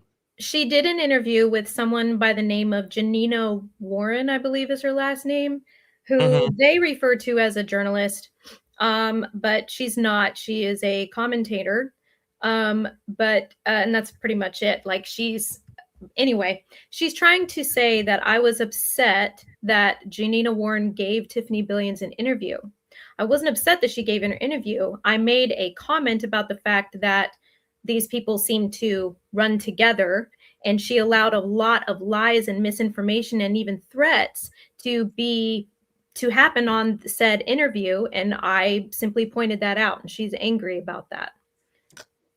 Unreal. Here we go. I mean, I can do a couple more seconds here. Yeah, there's a specific part I need people to hear. Do you know the timestamp by chance? No. I believe it. Go ahead. Let's play the whole thing, Isaiah. This is it's actually kind of funny. It is actually. Here we go. And crazy. Oh my, crazy ain't we just a minute and 40 seconds in. Where showed up. You can't shut nothing I'm doing down, ho, because you're not on my level. You gutter bitch. That's what you are. But you the one calling her all sorts of hoe. You got me fucked up, bitch. Like really? but Sarah's the gutter bucket. Okay, Right. It takes one to know You'll one, never man. catch me talking like this, but exactly. Slum whore. I have never stayed in a house as raggedy as yours ever in my life. And You talking shit about her house? she tried to tell people that I was living in a dump heap on the side of the road and that I was living in a trailer. I don't live in a trailer. I actually live in a fairly nice home, a 4-bedroom. I live in a nice house. We'll just put it that way. You live in a nice house, and meanwhile, the bitch who running her mouth on this, it probably ain't changed the sheets in about 2-3 months. Hold on a second. bitch, when you doxed me, the reason why you didn't show my house, Reversal. because it was 4,500 square feet, 5 bedroom, 3.5 bath, bitch. That's why you didn't show the inside of my house, but you didn't show the outside either. Wait, what? Hold on. So what? This bitch said you was shooting MTV Cribs? Tried to accuse me of doxing her. My house, bitch. Wait, what? Wait till what you hear what she says next. No more. This is some of the most ratchet ass shit I ever heard in my life, man. This is petty as fuck. Yeah. I showed you yours, raggedy. I showed yours.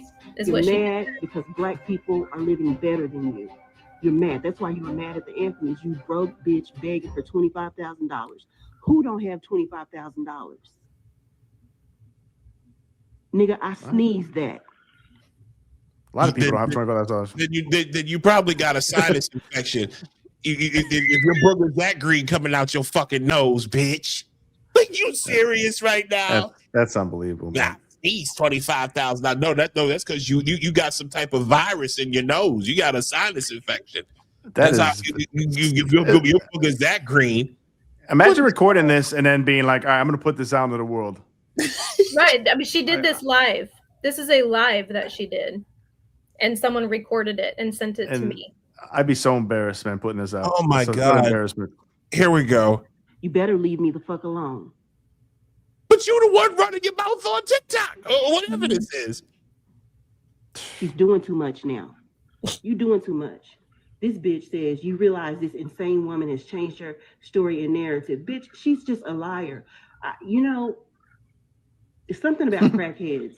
They just lie. And they'll lie for I'm anything. a crackhead. Now you're a crackhead too.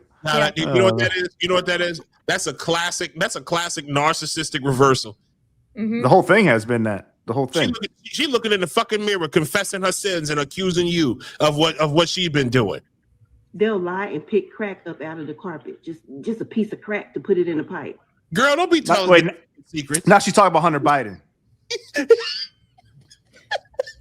Why are you bringing Hunter Biden into this? What's her name? Tiffany Warren? Is that? Tiffany Billions. Oh, Tiffany. Billions. Stop bringing Hunter Biden into your drama. Tiffany couple thousands. I don't know. Tiffany need bus fan shit. Hold on. And that's what Sarah is. I hope you're recording this, bitch. I hope this plays in court, bitch, when I see you. No, you don't. You don't want I don't want this. This is, yeah. I hope she plays it in court. Probationary attorney. See, I try to be nice to people because I don't like them to see the other side, but bitch, I'll slap you. Yo. And you just said you wanted to play this in court. Yeah, please play that in court. Yes, please. Yeah. Show the let's hear this. Let the judge hear say, like, I hope you play this in court. I slap you, bitch. Okay. And you're going to jail. What a numbskull, man. A judge, I love to see the judge's face. Woo. What a dummy. You better ask somebody about me. While you pulling my criminal history, you better pull the assaults too. Leave me the fuck alone. She's threatening you now? And that's a warning, sir.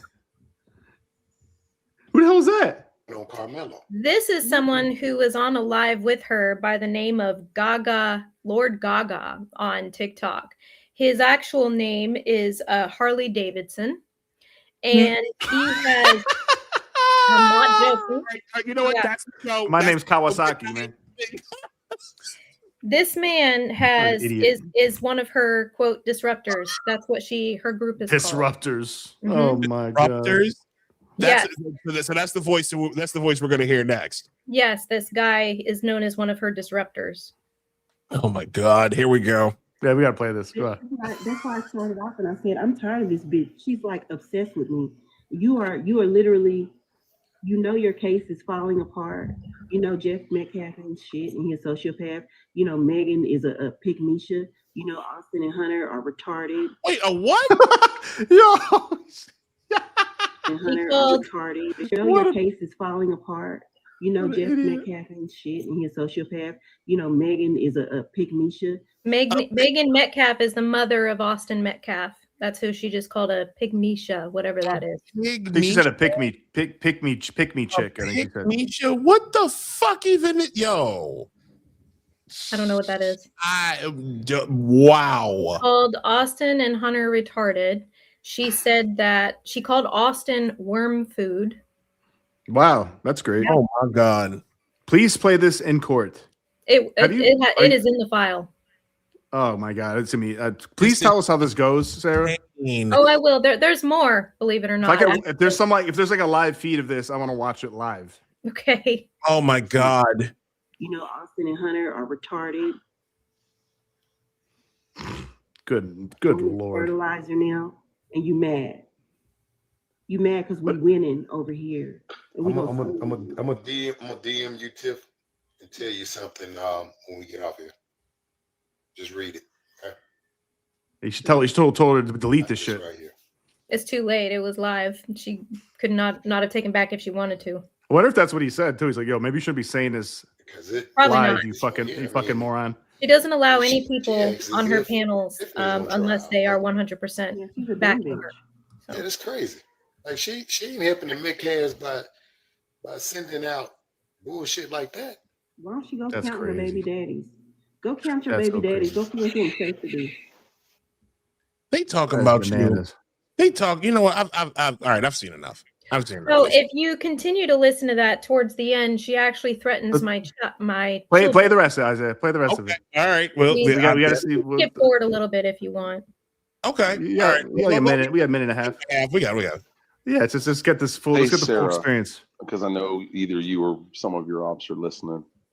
I want to quote an Elvis Costello song real quick. When I say, "When they finally put you in the ground, I will stand there smiling and tramp the dirt down." What in the world is wrong with these people? Motherfucker, are you cutting a promo for WWE? Oh my God! Your wrestling promotion is this motherfucker? I know. Is that the fucking Undertaker? What the hell? You will rest in peace. What the hell is wrong with this? Unbelievable. A lot is wrong with these people. Period. Unbelievable. Nobody's gonna miss you. And they all vote These old Democrat. eyes will read your tombstone. Of course. Nobody. Can you afford one, bitch? I'm sorry. Watch her try to say that Tiffany said that. Mm-hmm. She'll try to say Tiffany said that. First off, ain't nobody taking no motherfucker seriously named Lord Gaga, okay? Lord Gaga? So glad you said that. Anyway. Lord Gaga. No, hold on. Did Tiffany say that? Was he trying to pretend like Tiffany didn't say that? Was Tiffany the one that said what he's talking about?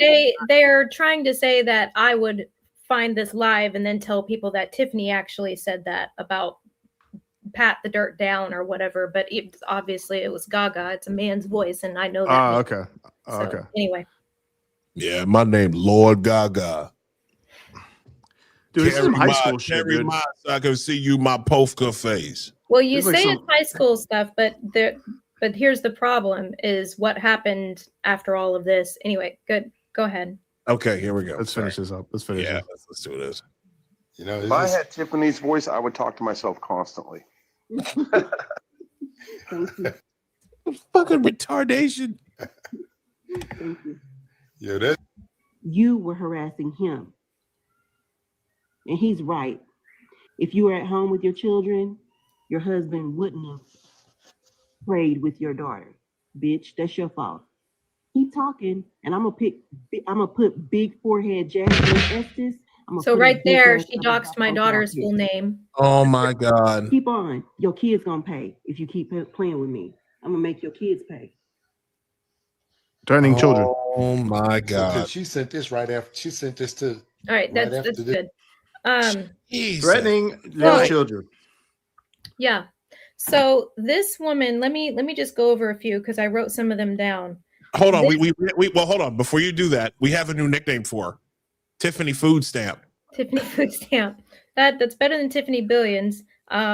It's she doesn't want to use her real name because her real name's McAdoo, and I don't know who would want that last name. But anyway, but this woman has written petitions to have me investigated by CPS and has targeted me with CPS. This woman has written petitions in order to have Hunter Metcalf charged with murder because she claims, yes. So these are a few of the lies that this woman has either been spread by her or by her group of people. She's tried to say that Austin was on drugs, that it was actually Hunter's knife, that Austin fell on his own knife, that Carmelo was attacked by 4 boys, that Jeff was a sexual abuser, that Austin beat up his dad, that Megan was not remorseful, that Jeff was at the track meet the day that his son was murdered. She's told people that I am a meth addict. She's actually, this is a new one, told people that I have an ankle monitor, that Carmelo was just reading a book, that Carmelo had a surprised look on his face when he was attacked, even though, how would you know that? You can't even see that. You can't even see people's faces in the ISD video footage that is no longer available, by the way. I'll get into that in a second. She's tried to tell people that I have targeted Drew's job in an effort to get him fired. She tried to tell people that I threatened the Anthonys, that I tried to extort Drew Anthony. She tried to tell people that Jeff brought a gun to the press conference. She said that I doxed the Anthonys 3 or 4 or 5 times, that I conspired and had someone working with me in the courthouse leaking documents to me about the case, that I allowed my daughter to be molested for 9 years. Let's see, it goes on and on. She tried to say that Carmelo's mugshot was edited because he had a swollen eye and his hair was ripped out, that Jeff held a party after his son's death, that the Metcalfs have photos with the judge and the DA. It goes on and on and on. And I finally decided to legally go after this person, but I also decided to legally go after 2 other people as well, because somehow all of the rhetoric and all of the crazy stuff that she was trying to push out about how the boys were bullies and bullying him and that he deserved to die and he was attacked and this was self-defense was all fed to an individual by the name of Charleston White. Charleston White is a freaking psychopath, okay? The man says and does things for clicks, and we all know that. But this man went onto a podcast, told everybody that I was a meth head, that I was a prostitute, and that I was having documents, again, leaked to me from an individual from inside the courthouse, which was a direct lie straight from Tiffany Billions. But also, when he was saying all this, before he opened up his whole speech about what happened with the Metcalfs, which at one point Charleston White said Carmelo should have killed both of them. Oh my God. He said that in the podcast.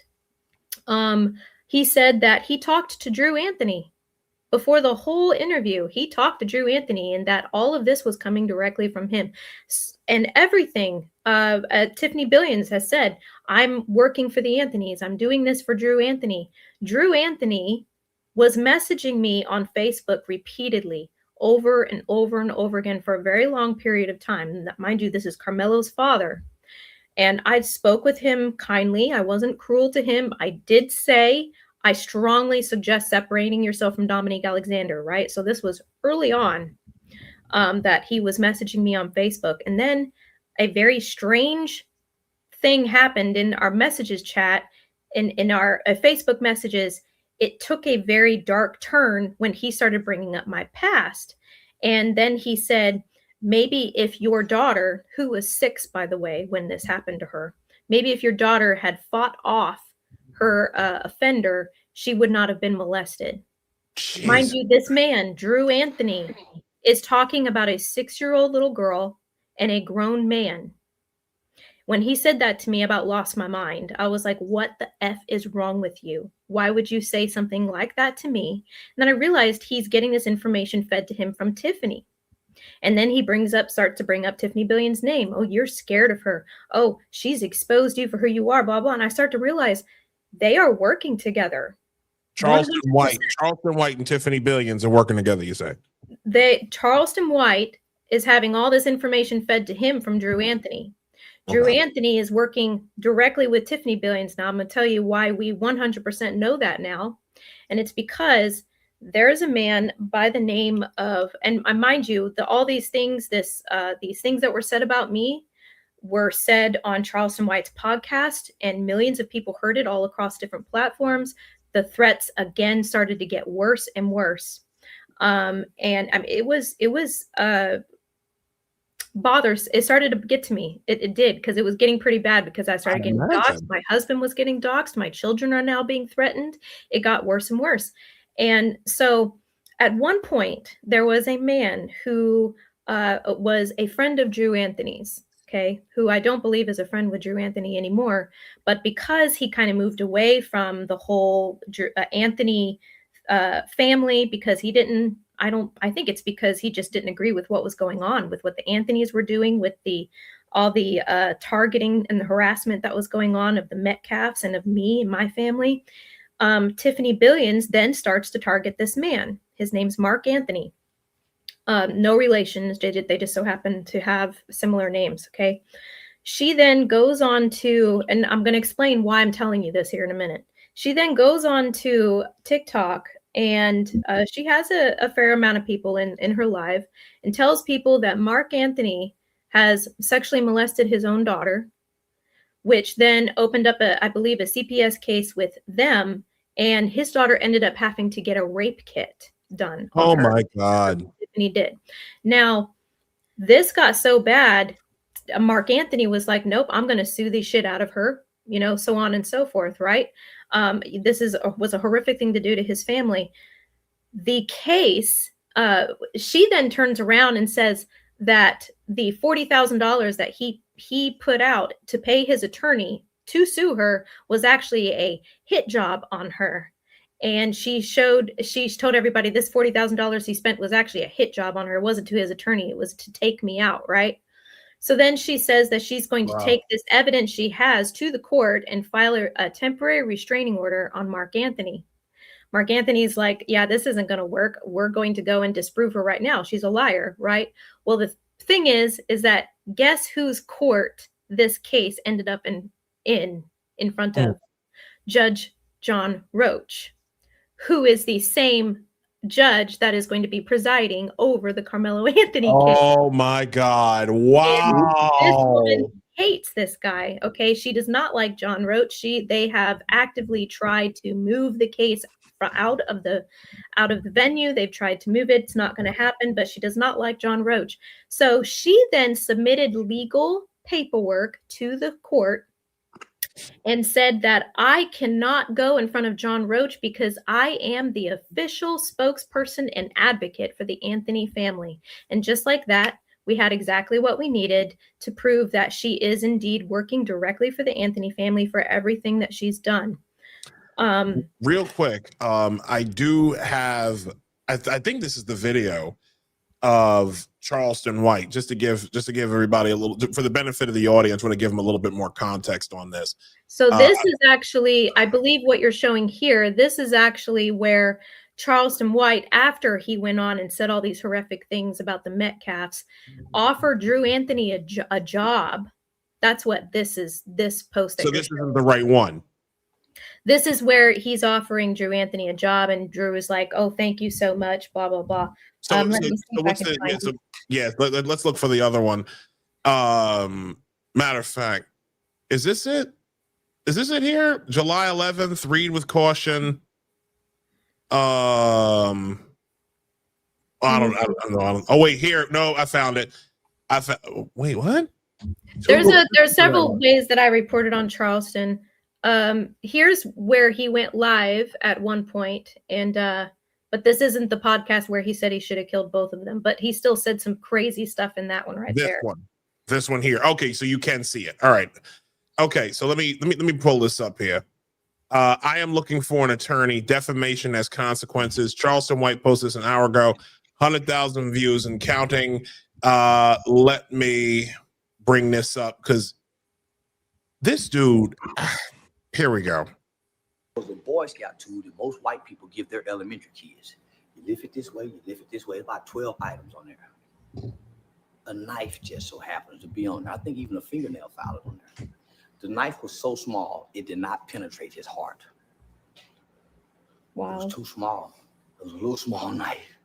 Psycho. They're not telling us this. And they tricked me. And they had me going against a good kid. They had me going against a good kid. So I'm fucked up about this, my white Republican friends. I'm fucked up. This is what the Democrats did to the poor niggas with the rappers and the. Come on, y'all are doing to. Come on, you're gonna do what the Democrats are doing to the blacks. Just give us the truth. We're smart enough conservative. And by the way, my voting record is all conservative. Mike Wallace, you name it. Mona Bailey. Here we go. I found it, Isaiah. Shelley Pritchard, Jen Read it, Hall. okay. I know all of them. Taryn. What the fuck? You know what? This dude. Yeah, I wouldn't listen to his rants. It's sick. Some of it is really sick. You sent it to the. Oh, you sent it to. Okay, I got it. I sent you the one where he said he should have killed both of them. All right, here we go. Let me share this one instead. Pull that up. Here we go. Let me bring that up here.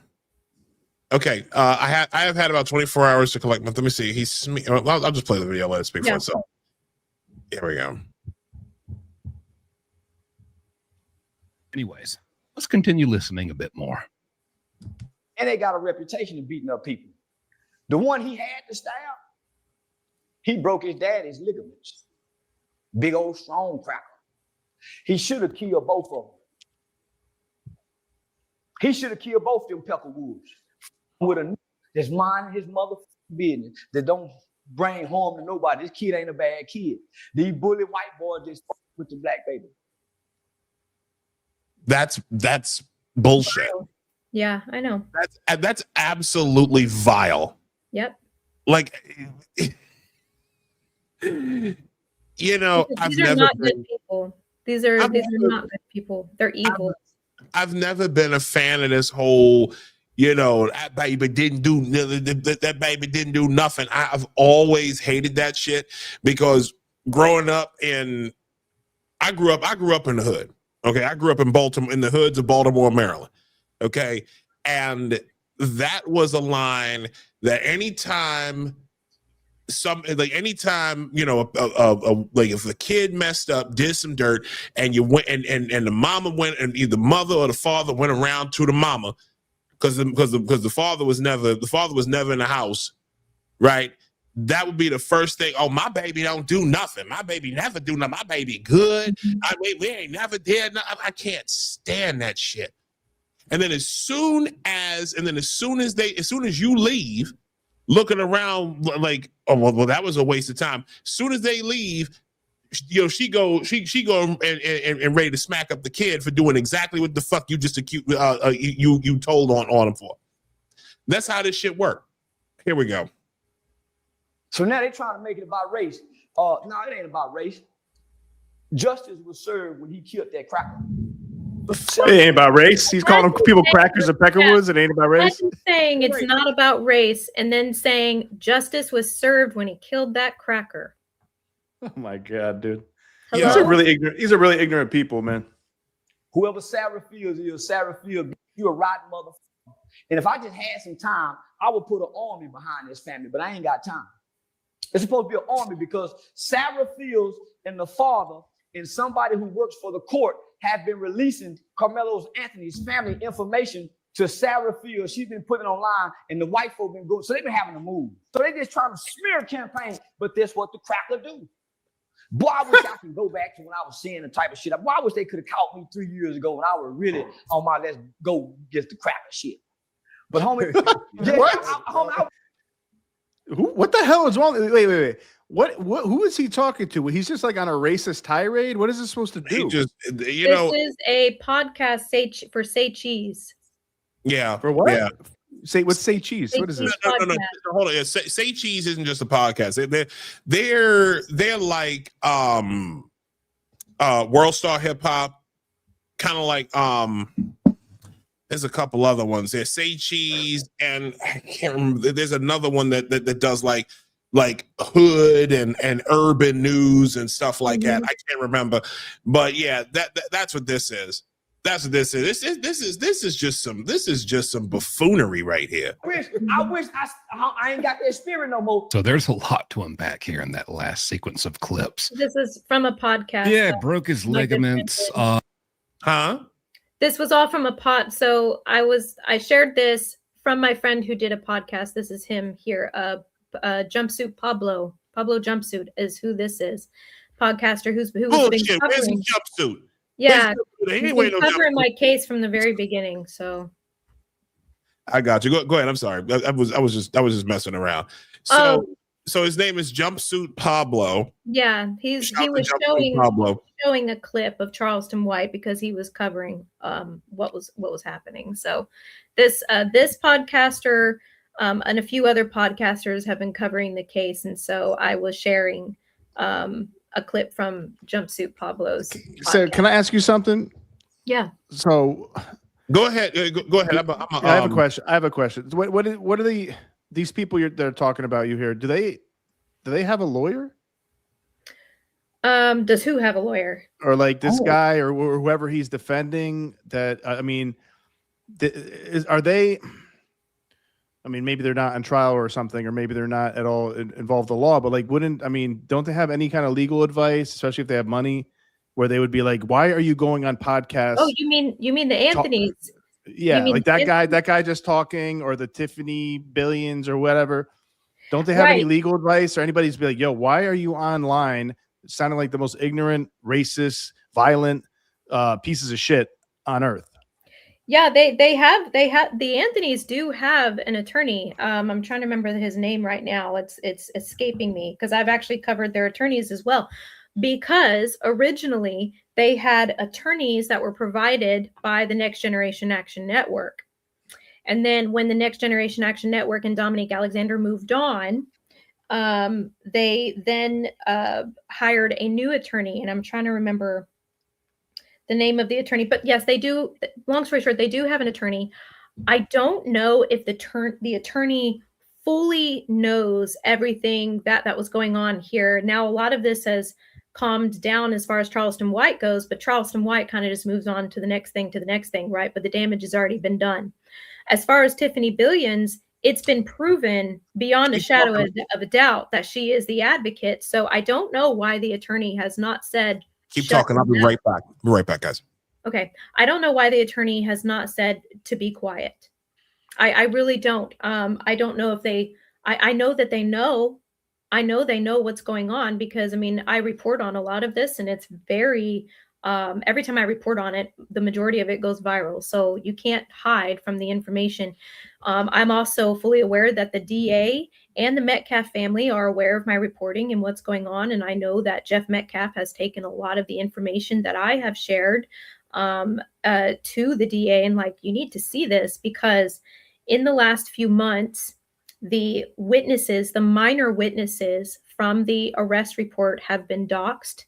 They literally unredacted the arrest report and put out the names of the minors out onto the internet.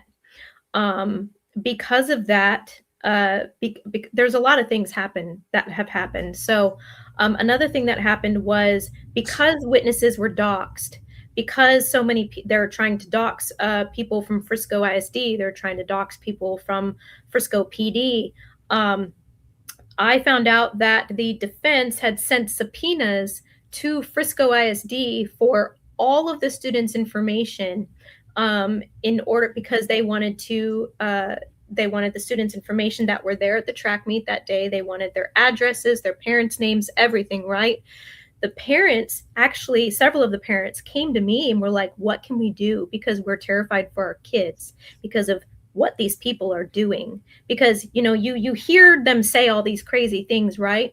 But they hold Zoom meetings every Sunday or Saturday, every week, once a week. And they have their little campaigns and their petitions that they do. And every single one of these people that are under Tiffany Billions and her disruptors have a job. And they specifically are targeting certain aspects of this case. They're literally witness tampering. They're literally trying to dirty the jury pool. Wow. So what they have done so far is they've doxed witnesses. They've doxed multiple other people as well. And these parents were in fear for their children because of how evil these people are. So I was actually able to get the parents of Frisco ISD connected with an attorney so that they could get a protective and a gag order put into place over this case so that no one at all can gather any more information via open records request. Now, mind you, this means I'm not going to be able to get any more information either, but that's fine as long as these kids and these witnesses and the people in this case are protected, because this has gone way too far. Jeff Metcalf was swatted 6 times. Megan Metcalf was swatted twice. Yeah. Wow. The day there was, let's see, it was August 24th. Someone attempted to swap my home. That night, just a few hours later, I went into labor with my child. I don't know if I would have gone into labor if that hadn't happened, to be honest, but it was very stressful. While I was in the hospital the next day, mind you, we had to have the hospital on full security alert. No one could know that I was at the hospital. I actually had a friend posting online for me in order to make it look like I wasn't even at the hospital giving birth, because there was a man by the name of Tyrone Gilliard who was social media friends with Drew Anthony. Mind you, everything seems to keep going back to Drew Anthony, right? Yeah. And was someone who could be seen regularly interacting with Tiffany Billions and some of these other people. But this person was threatening me, telling me he was going to find me. He had a countdown saying that when the countdown was over, he was going to come after me. The countdown was to my due date. She has 36 more days. She has 35 more days to have her baby, and then I'm going to put my hands on her, right? So because of this threat, let me back up actually before August 24th. Because of these threats online.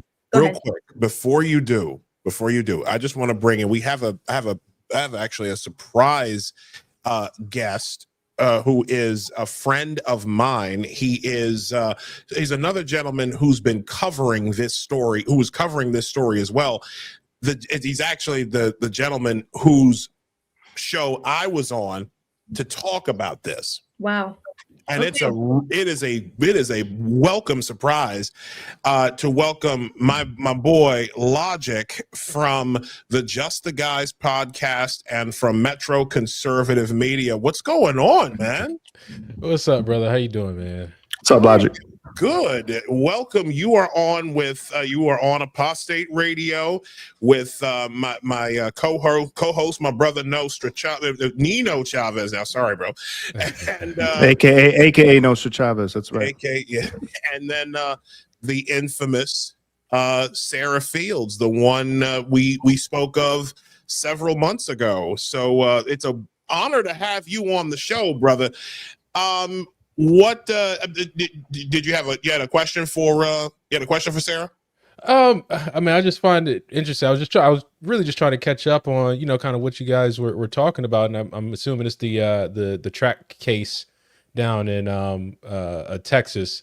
But I'm just finding it interesting though, these where do they get this energy and time to really go after people like this? There's got to be some infrastructure in place, to really attack, go after docs. And I find it amazing that, a lot of these, I sued Baltimore City Public Schools.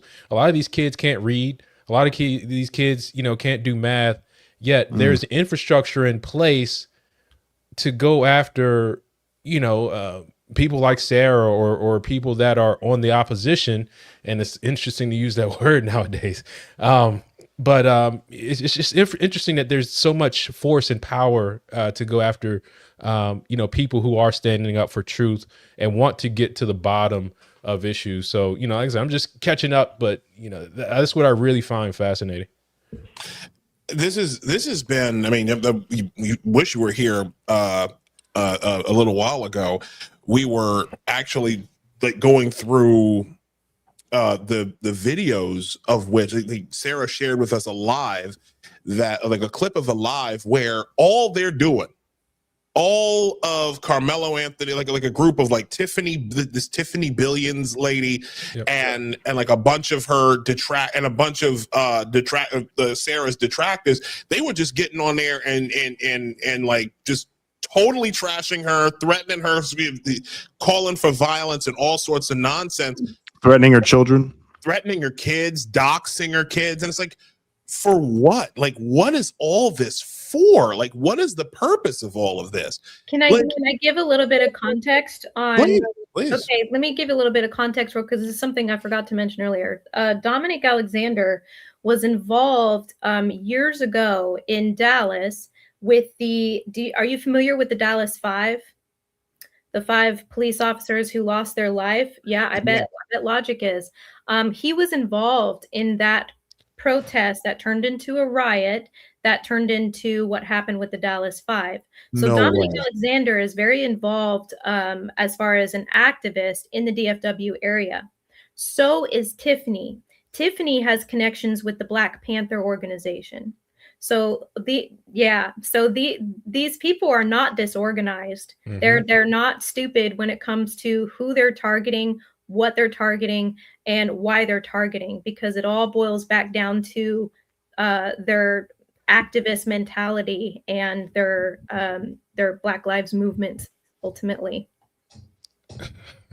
That's wild. You know about I forgot to mention that these are other things that these people do have connections with. Now, are you finding, because I have been doing a lot of, I guess, kind of research into a lot of, I guess, kind of social movements and things like that. Now, I'm just not official. I'm not a researcher. I'm just a cybersecurity engineer by trade, right? But from a social and cultural aspect, I do find, particularly when Black people particularly get involved with a lot of social movements, there is kind of like this communist undertone to it. So I'm curious if you're seeing some of that in the investigation. I mean, you go back to one of my favorite guys that I mentioned is a gentleman by the name of Manning Johnson, who wrote the book Color, Communism, and Common Sense, who, you know, he kind of outlines how you know, there's a subversion of the church, subversion of, you know, kind of social organizations, NAACP, some of the legal defense networks, you know. So are you finding you're seeing a lot of these kind of interweb connections that are overlapping when you're doing research? Or so I mentioned earlier that Next Generation Action Network is being funded by other organizations that are having money donated to them by George Soros, right?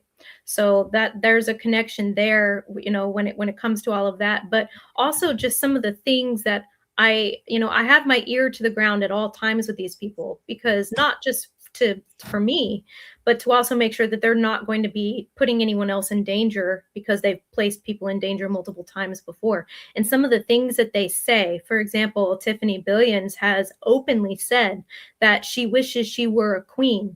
She was asked in a live one time, you know, would you rather be a president or a queen? And she said, no, I wish I was a queen. So I would put all these motherfuckers in jail. Like these are the types of mentalities that these people have. Jail your opposition, take control the narrative, and they definitely want censorship. So when they're trying to target me, I see that as they don't want the truth out there, because all I've provided so far is not just the truth, but documents backing up everything that I say.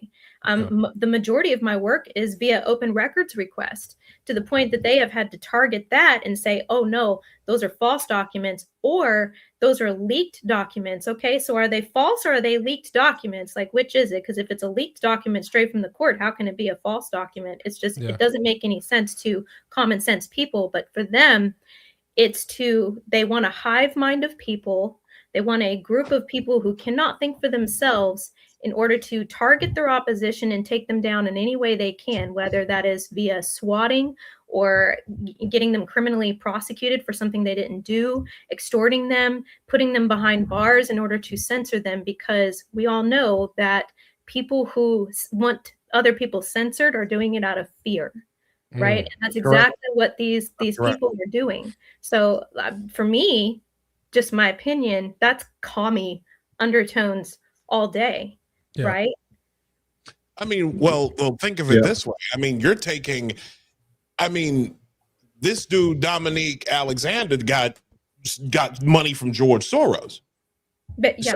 So George Soros is, I mean, he's kind of like this, you know, uber communist from the 20th century. We're talking about a guy who's literally worth billions of dollars. And then the way in which his son has been taking pictures with Democrat lawmakers and like also with not just with lawmakers, but also with, you know, most recently the current mayor of New York City, Zohran Kwame Mamdani. He's got Alex Soros has a picture with Zohran, given that, you know, like that his infamous grin.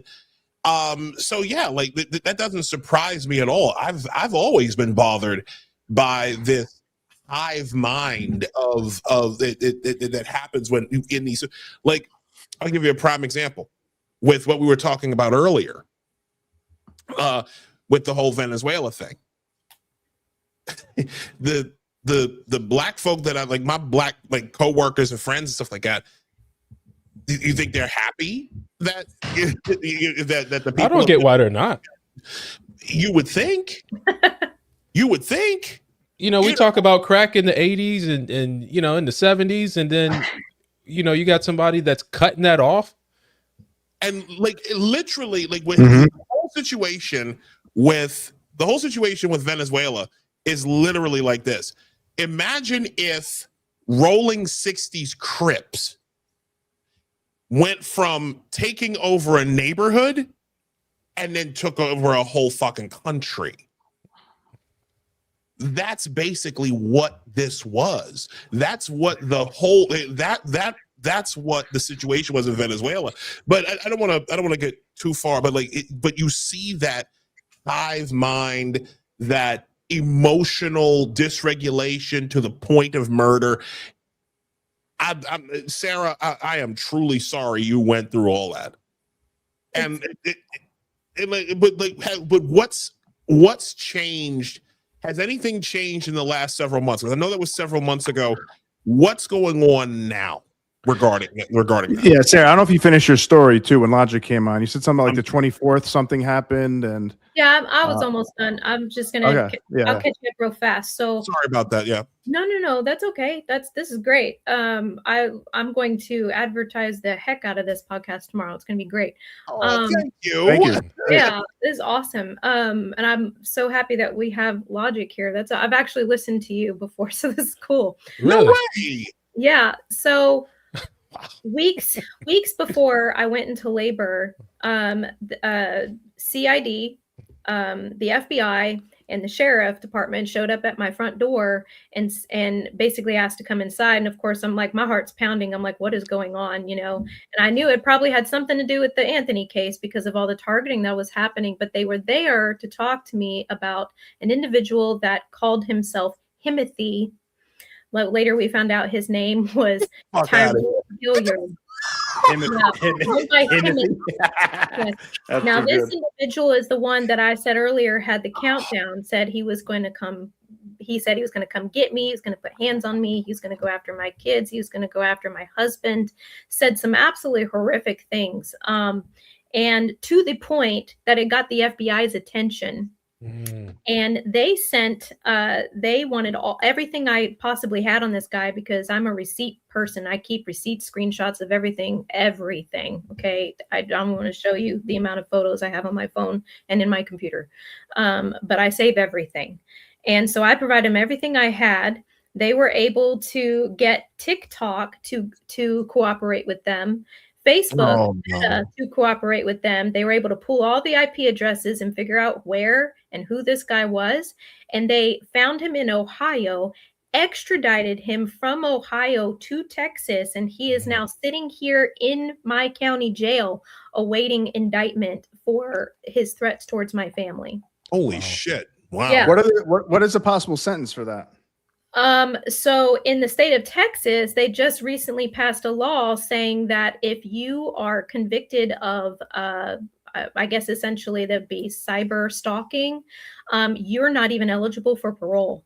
So it's I believe the sentencing they've made it pretty hefty because of the increase of cyber stalking. So he would not even get parole.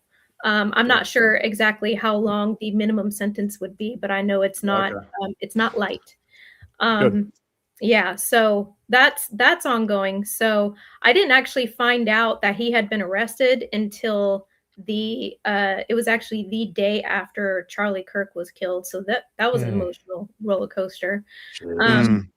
So he was arrested. So that was September 10th that Charlie Kirk died, right? So September 11th is when Tyrone Gilliard was arrested. However, Tyrone Gilliard was still on the loose when I went into labor, which was hours after the attempted swatting at my home.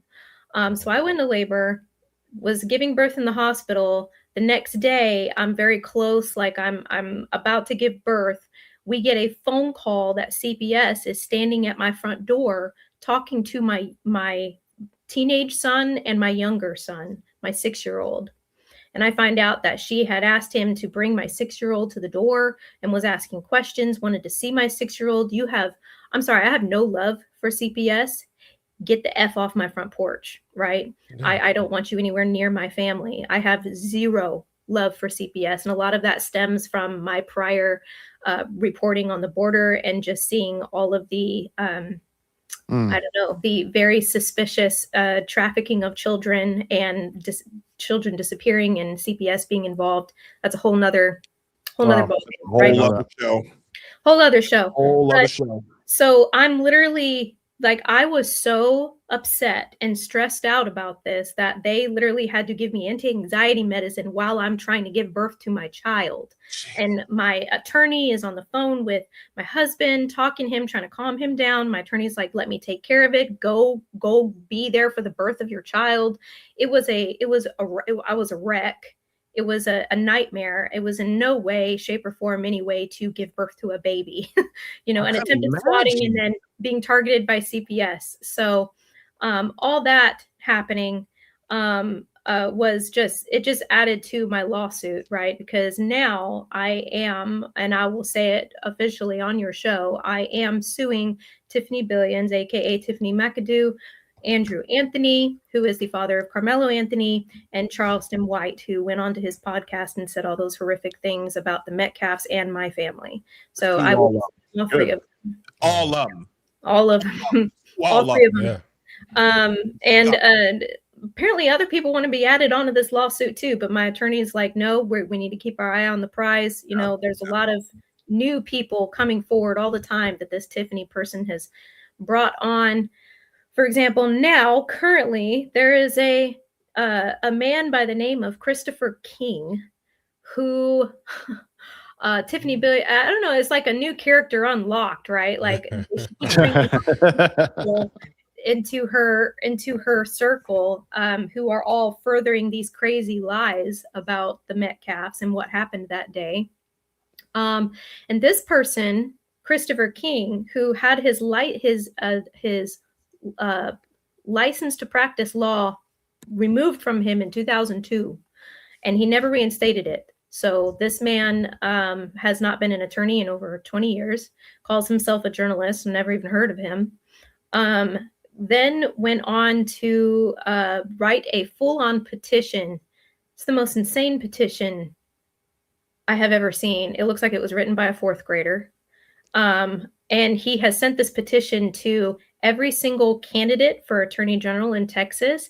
I believe it's also been sent to Cornyn and Ted Cruz in a demand, an investigation on me for for conspiracy against the Anthony family and to have me arrested.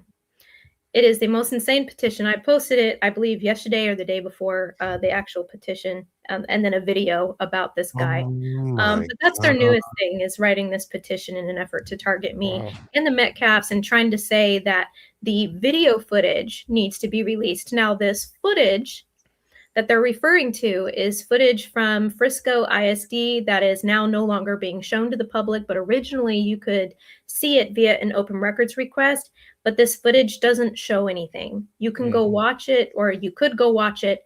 You can't see faces. You can't recognize anybody in the video. It's very blurry. It's from very far away, and you don't even see the actual incident occur. So let me ask you, matter of fact, to that point about the footage, the actual footage of the alleged incident between Carmelo with a K, Anthony, and Austin Metcalf. That video, I have never seen it. Right, unless you requested to see it via open records request and went to go see it at the administration building of Frisco ISD, you haven't seen it. That was the only way to see it. And that's my next question. Why have they been so like why have they vaulted that video? Because the video doesn't show anything. There's nothing on the video. Like, a lot of people have sensationalized the video and said, oh, even Elon Musk at one point was like, free the footage. There is no footage. There's footage, but it doesn't show the incident at all. You can't see what's going on. It would not be helpful at all. It would just look like a bunch of people moving around a tent. You can't see what's going on. If anyone were to see it in the general public, they'd be like, what is this? This is nothing, because that's exactly what it is. It's nothing. I've wondered about that, because like I said, I've never, like, I even wondered, like, why in the world would they have been so secretive about that information? But if you're saying that there's just nothing there, like, I mean, you've seen it obviously. Yeah. So I guess the next question with that is there any video of the incident? Right. I'm going to say this is alleged, because I'm just going to tell you what I've been told. From what I understand, almost 30 cell phones were taken that day after what happened. But from what I have been told and what I understand, there is no footage of the incident. So you said 30. Oh, you saying 30 cell phones have been taken? Like, they've been kind of reviewed and. Yeah.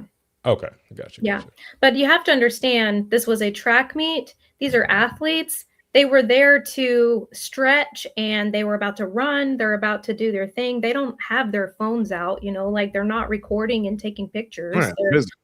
And from what I understand, this happened so fast. They say it was like this huge fight and this argument and this huge altercation. It happened so fast. I'm not even sure anybody would have had time to pull their phone out and start recording anything. So, but I'm just telling you from what I've been told, that there is not any footage of the actual incident that happened. How old is Carmelo Anthony? He is now 18. He was 17 when it happened. 17. Do you think, like, because this is a very strange group of people, man, like, and you're saying they're connected to, like, the Black Panthers and some activist groups and stuff. Do you think he felt emboldened that, like, I can just get away with stabbing somebody over some bullshit because I got all these friends and all this money coming in through Soros or something like that? Or was that just a completely stupid move by him? No, I don't think that the Anthony family knew about any of these people that are now involved when he did this to Austin. I don't think that any of these people had even entered the picture yet. So yeah, okay. Because it is so it is such a dumb move, right? I mean, it's like one of those when keeping it real goes wrong, like Chappelle sketch. I mean, it's just like, why, if you want to snuff them or whatever, punch them, whatever, you start a fight, but you just like stab somebody in the heart over something like that. I don't know why he did what he did. It sounds to me like he did something out of anger. It sounds to me like he was angry and acted out of that anger. Pretty crazy thing to do while you're angry. Most people just like scream or punch or hit. He literally stabbed this boy in the heart. That's insane. But it's like you do know there's consequences for it, like very severe, like life-ending consequences for that. Yeah. Right. But I just thought that was unusual. That's insane. I really like. I've never. This is the craziest story I think I've ever. I'm telling you, Pretty crazy. I've talked to other activists. I've talked to other journalists, citizen journalists, investigative journalists. No one, once they hear all the details of everything that's been going on from the beginning, it's like, it's mind-boggling. It's what I've no, yeah. Everyone's like, I have no idea. I can't even relate to what's going on because I've never heard or seen this happen before. So, Do you think that all of these other people? Do you think that they're getting money from someone's getting money? Yeah, absolutely. I don't think Tiffany Billions does it. Coordinated. This is just too coordinated. I don't know what you guys think, but like, I'm not sure if she's a billionaire, but No, I don't think she's a billionaire. She's moved around a lot. I do find that interesting. She was living in a very nice home. And she is living in a nice home now. So I believe she's funded by someone. We have not been able to 100% confirm, how she's being funded or by whom, but I don't believe she does anything for free. That's my opinion. she can't. She can't be because honestly, everything that you've described sounds way too coordinated to be something that just something to be done on a whim. Right. Like no one goes in on somebody for 6 minutes unless they didn't either like sincerely pissed you off, right? Unless they're sincerely angry at the person, or there's a coordinated smear attempt. Right. Now let me ask that was just that 6 minutes, by the way. This woman, I live in her head rent free. She talks about me on basically every time she goes live or puts out any kind of information. My name is at the tip of her tongue every time. Wow. Like I don't know what that's about. Wow. I do want to ask though, because do you feel like there are people that are trying to actually maybe tire you out, drain you, whether it's financially, and I guess how are they being sustained to constantly go after someone like you? And so could you speak to that at all? Like maybe reword your question. So like I'm lawyers cost money. I'm pretty sure having representation. So do you feel like they're doing things to get you to quit, get you to stop trying to drain you financially, drain you mentally, those type of things? Yeah. So could you speak to that a little bit? Yeah, I don't think that you target someone the way that I've been targeted. And I don't think, they've targeted the Metcalfs too, like big time. But as far as me being the person that has relentlessly delivered receipts and documents and facts regarding this case from the beginning, they want me gone. And so I think that's why I'm so targeted by them. If I was just no one with no views, with no attention towards the stuff that I was putting out, facts I was putting out, they wouldn't care.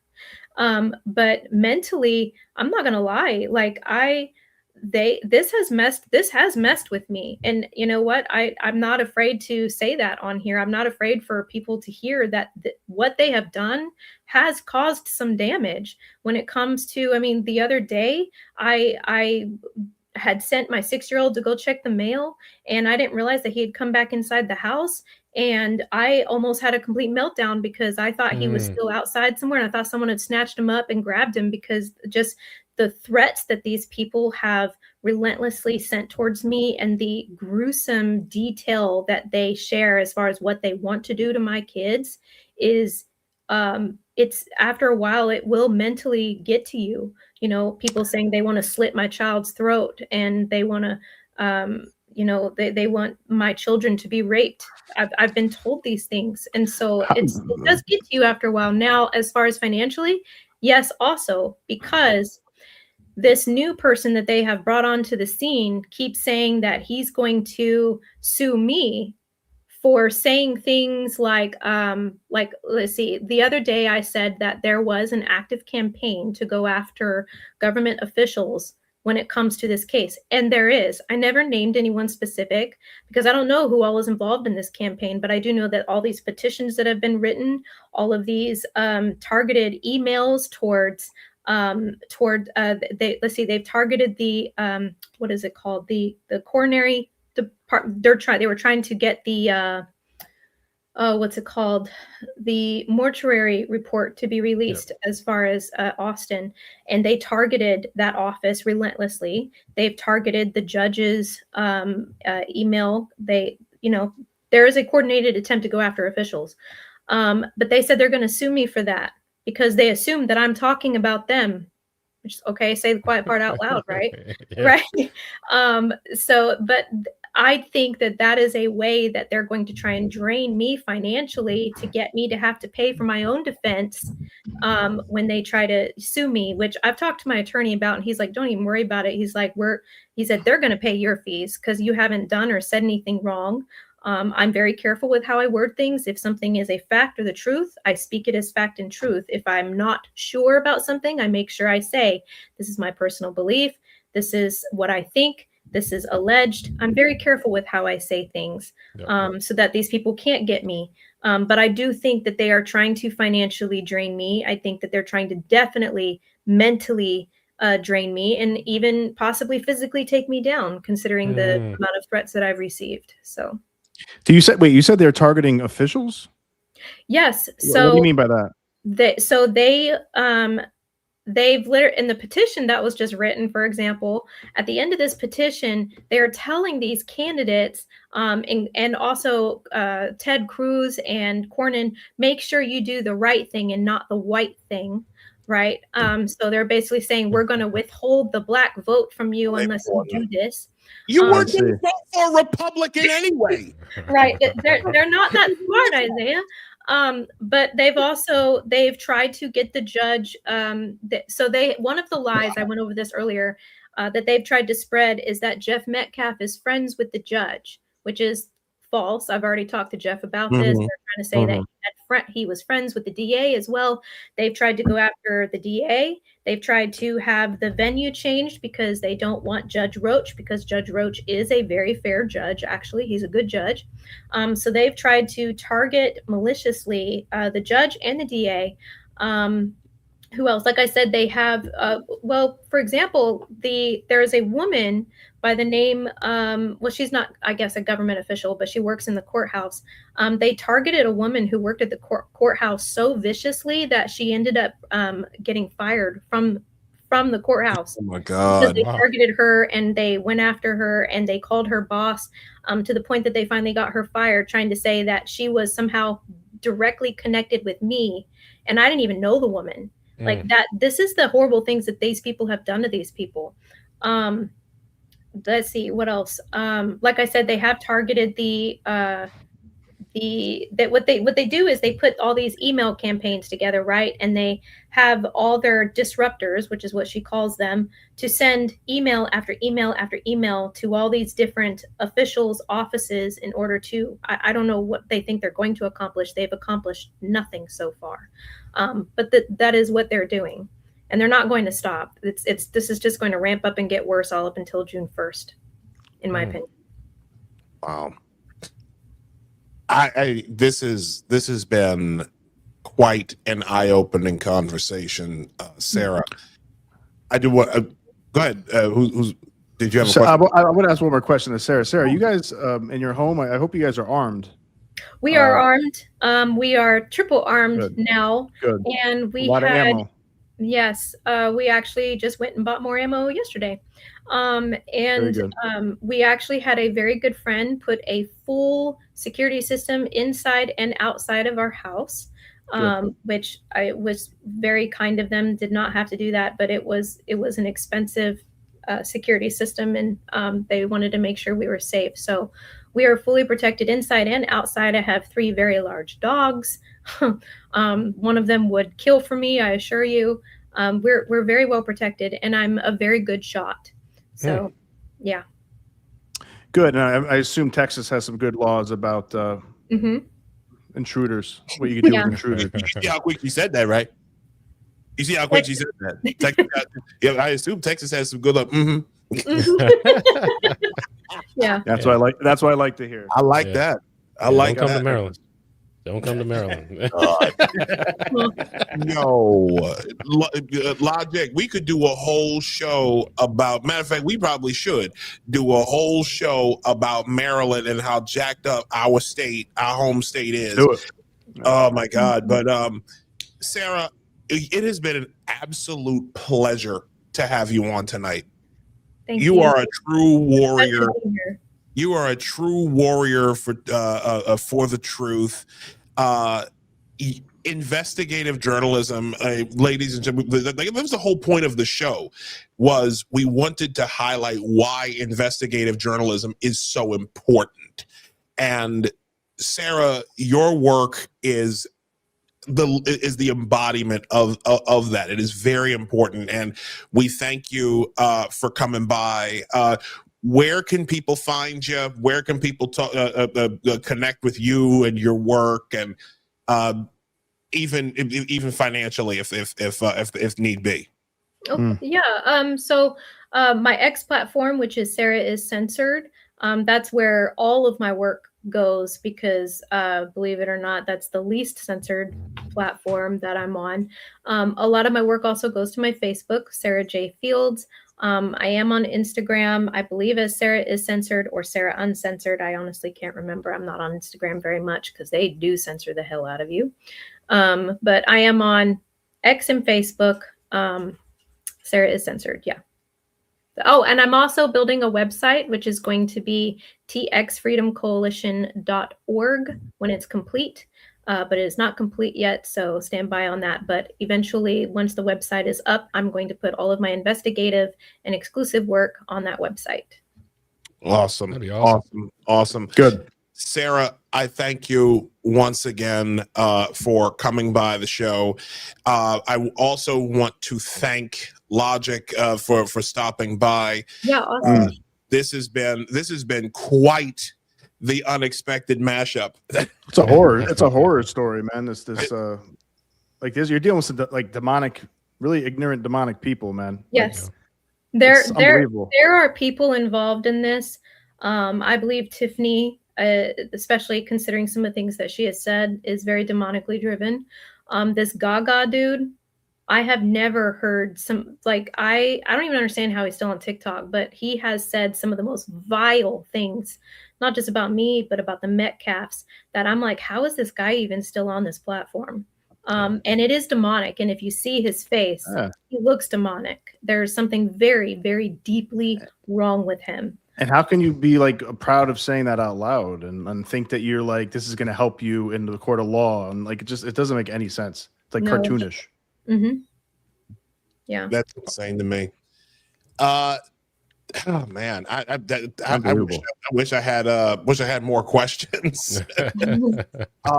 We've just, wow, what a day. Is there anything else you wanted to share, Sarah, before you head out? Anything else we missed? Or? Oh, I can't think of anything. I'm going to be announcing my lawsuit soon so that everybody can read it. It is very detailed. It's multiple pages. And just if you can support me as far as my lawsuit goes, there's information about my lawsuit that is pinned to the top of both of my main platforms, which is Facebook and X. But other than that, no, it was a pleasure to be here. If anyone does have questions, I'm a very open book and I'm very transparent. So if anyone wanted to message me and say, hey, what about this? Or, pop-up question about the case, I am 100% available, and I respond back pretty quickly normally. So, well, if you need security, also like we got your back too. I appreciate that. I've had a lot of offers actually, so I plan on being at the trial on June 1st, and I'm definitely not going to be there without security. So no, you need security. Make sure, and if you're ever in New York City, look us up. Let us know. Sure, yeah. I don't know if she's coming to New York City. I mean, eventually I would like to, just the novelty of it, but man, it never happens. Yeah, that place scares me a little bit now. I'm gonna be honest with you. I don't think Zoran's gonna last very long. I hope not. I don't. I don't think he's going to last very long. I go back just real quick. Like I go back to his meeting with the president a couple of months, like right after he won the election. The look on Zoran's face. He got sunned, man. He got sunned. And when I tell you he had that infant smile of his fell right off his face. Yep. Fell right Just off. like Maduro, man. He got sunned. Yo, and by the way, before we break, there is another video. There is another perp walk. Hold on. We're on perp walk watch over here, Logic. He's obsessed with these perp walk. It's kind of funny. Here we go. Hell yeah. last time Maduro was wearing chancletas and some kind of weird Mickey Mouse hat. Can't make it up. Can't make it up. So apparently, hold on. This guy, this is from 2 hours ago. So this happened. This happened right as we started the show.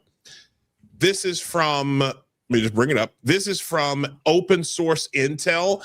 Now, Nicolas Maduro arrived at DEA headquarters in downtown New York. The scene is unfolding in New York City under Zoran Mamdani, who has absolutely no authority. He's so angry. It's kind of messaging. He hates this, yeah. It's kind of messaging to Mamdani. You might be mayor, but the big boys are in town, and you are completely powerless. Let me see Move out the way. Oh, he's mad. Oh yeah. This is friend. Yeah, for real. Yeah, hell yeah. I'm trying to see where this is. Is this the Lincoln? Wait a minute. I hope some Venezuelans are like throw eggs at him or something. Some huevos. Dale huevos. Wait a minute. I can't make out where this is. Oh wait, actually I do know where this is. I think this is the Port Authority bus terminal. I think.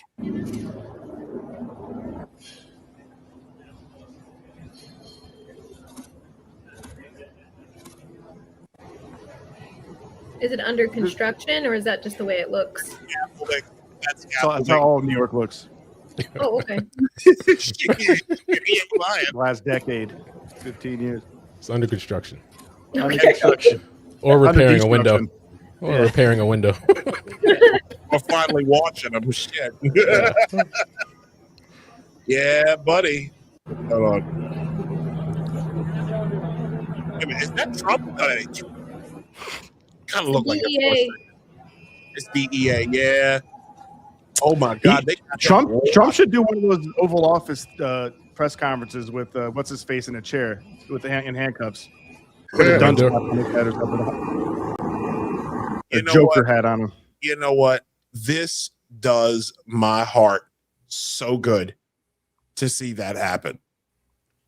I am so happy to see basically that whole procession of Zoran getting mogged. Like, this is like, don't let this happen to you.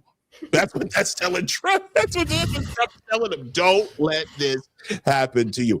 That's why I'm obsessed with the perp walks. Ladies and gentlemen, thank you so much for joining us tonight. This has been Apostate Radio episode 39. We are very, very happy that you've joined us tonight. We are not doing a show on the 10th, but on the 18th, we will be back. Regular day, regular time. This time, our guest will be Kira Davis, coming to us from the West Coast. I want to thank Sarah Fields once again for stopping by, for being our guest tonight. Logic, you are incredible. Logic, you got anything else? Okay, all right. I see what you're doing. Logic, you got anything you want to say before we get out of here?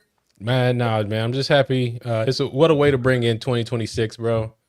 I'm excited for this year. America's 250th coming up. Yeah. This year is all about, to me, economic independence and having fun.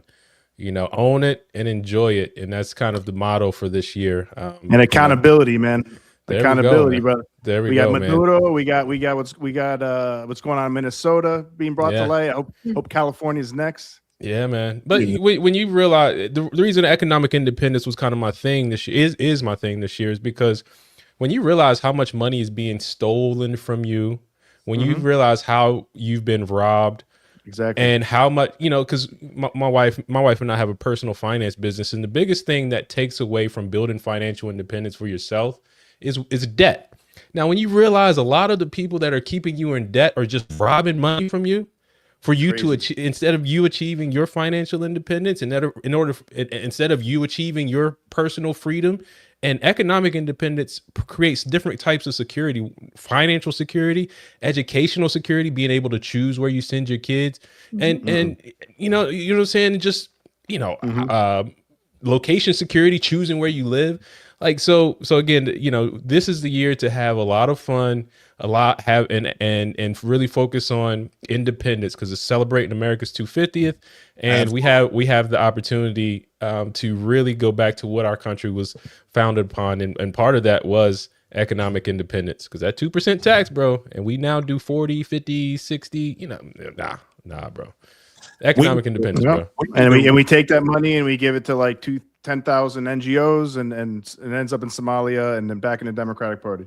That's exactly. The Democrat Party are a full-blown money laundering scheme, and we're going to talk about that, because it ain't just Minnesota, it ain't just New York. New York is where it's actually happening. I would argue New York is where it's happening on the largest scale, because the nonprofit industrial complex is horrible up here.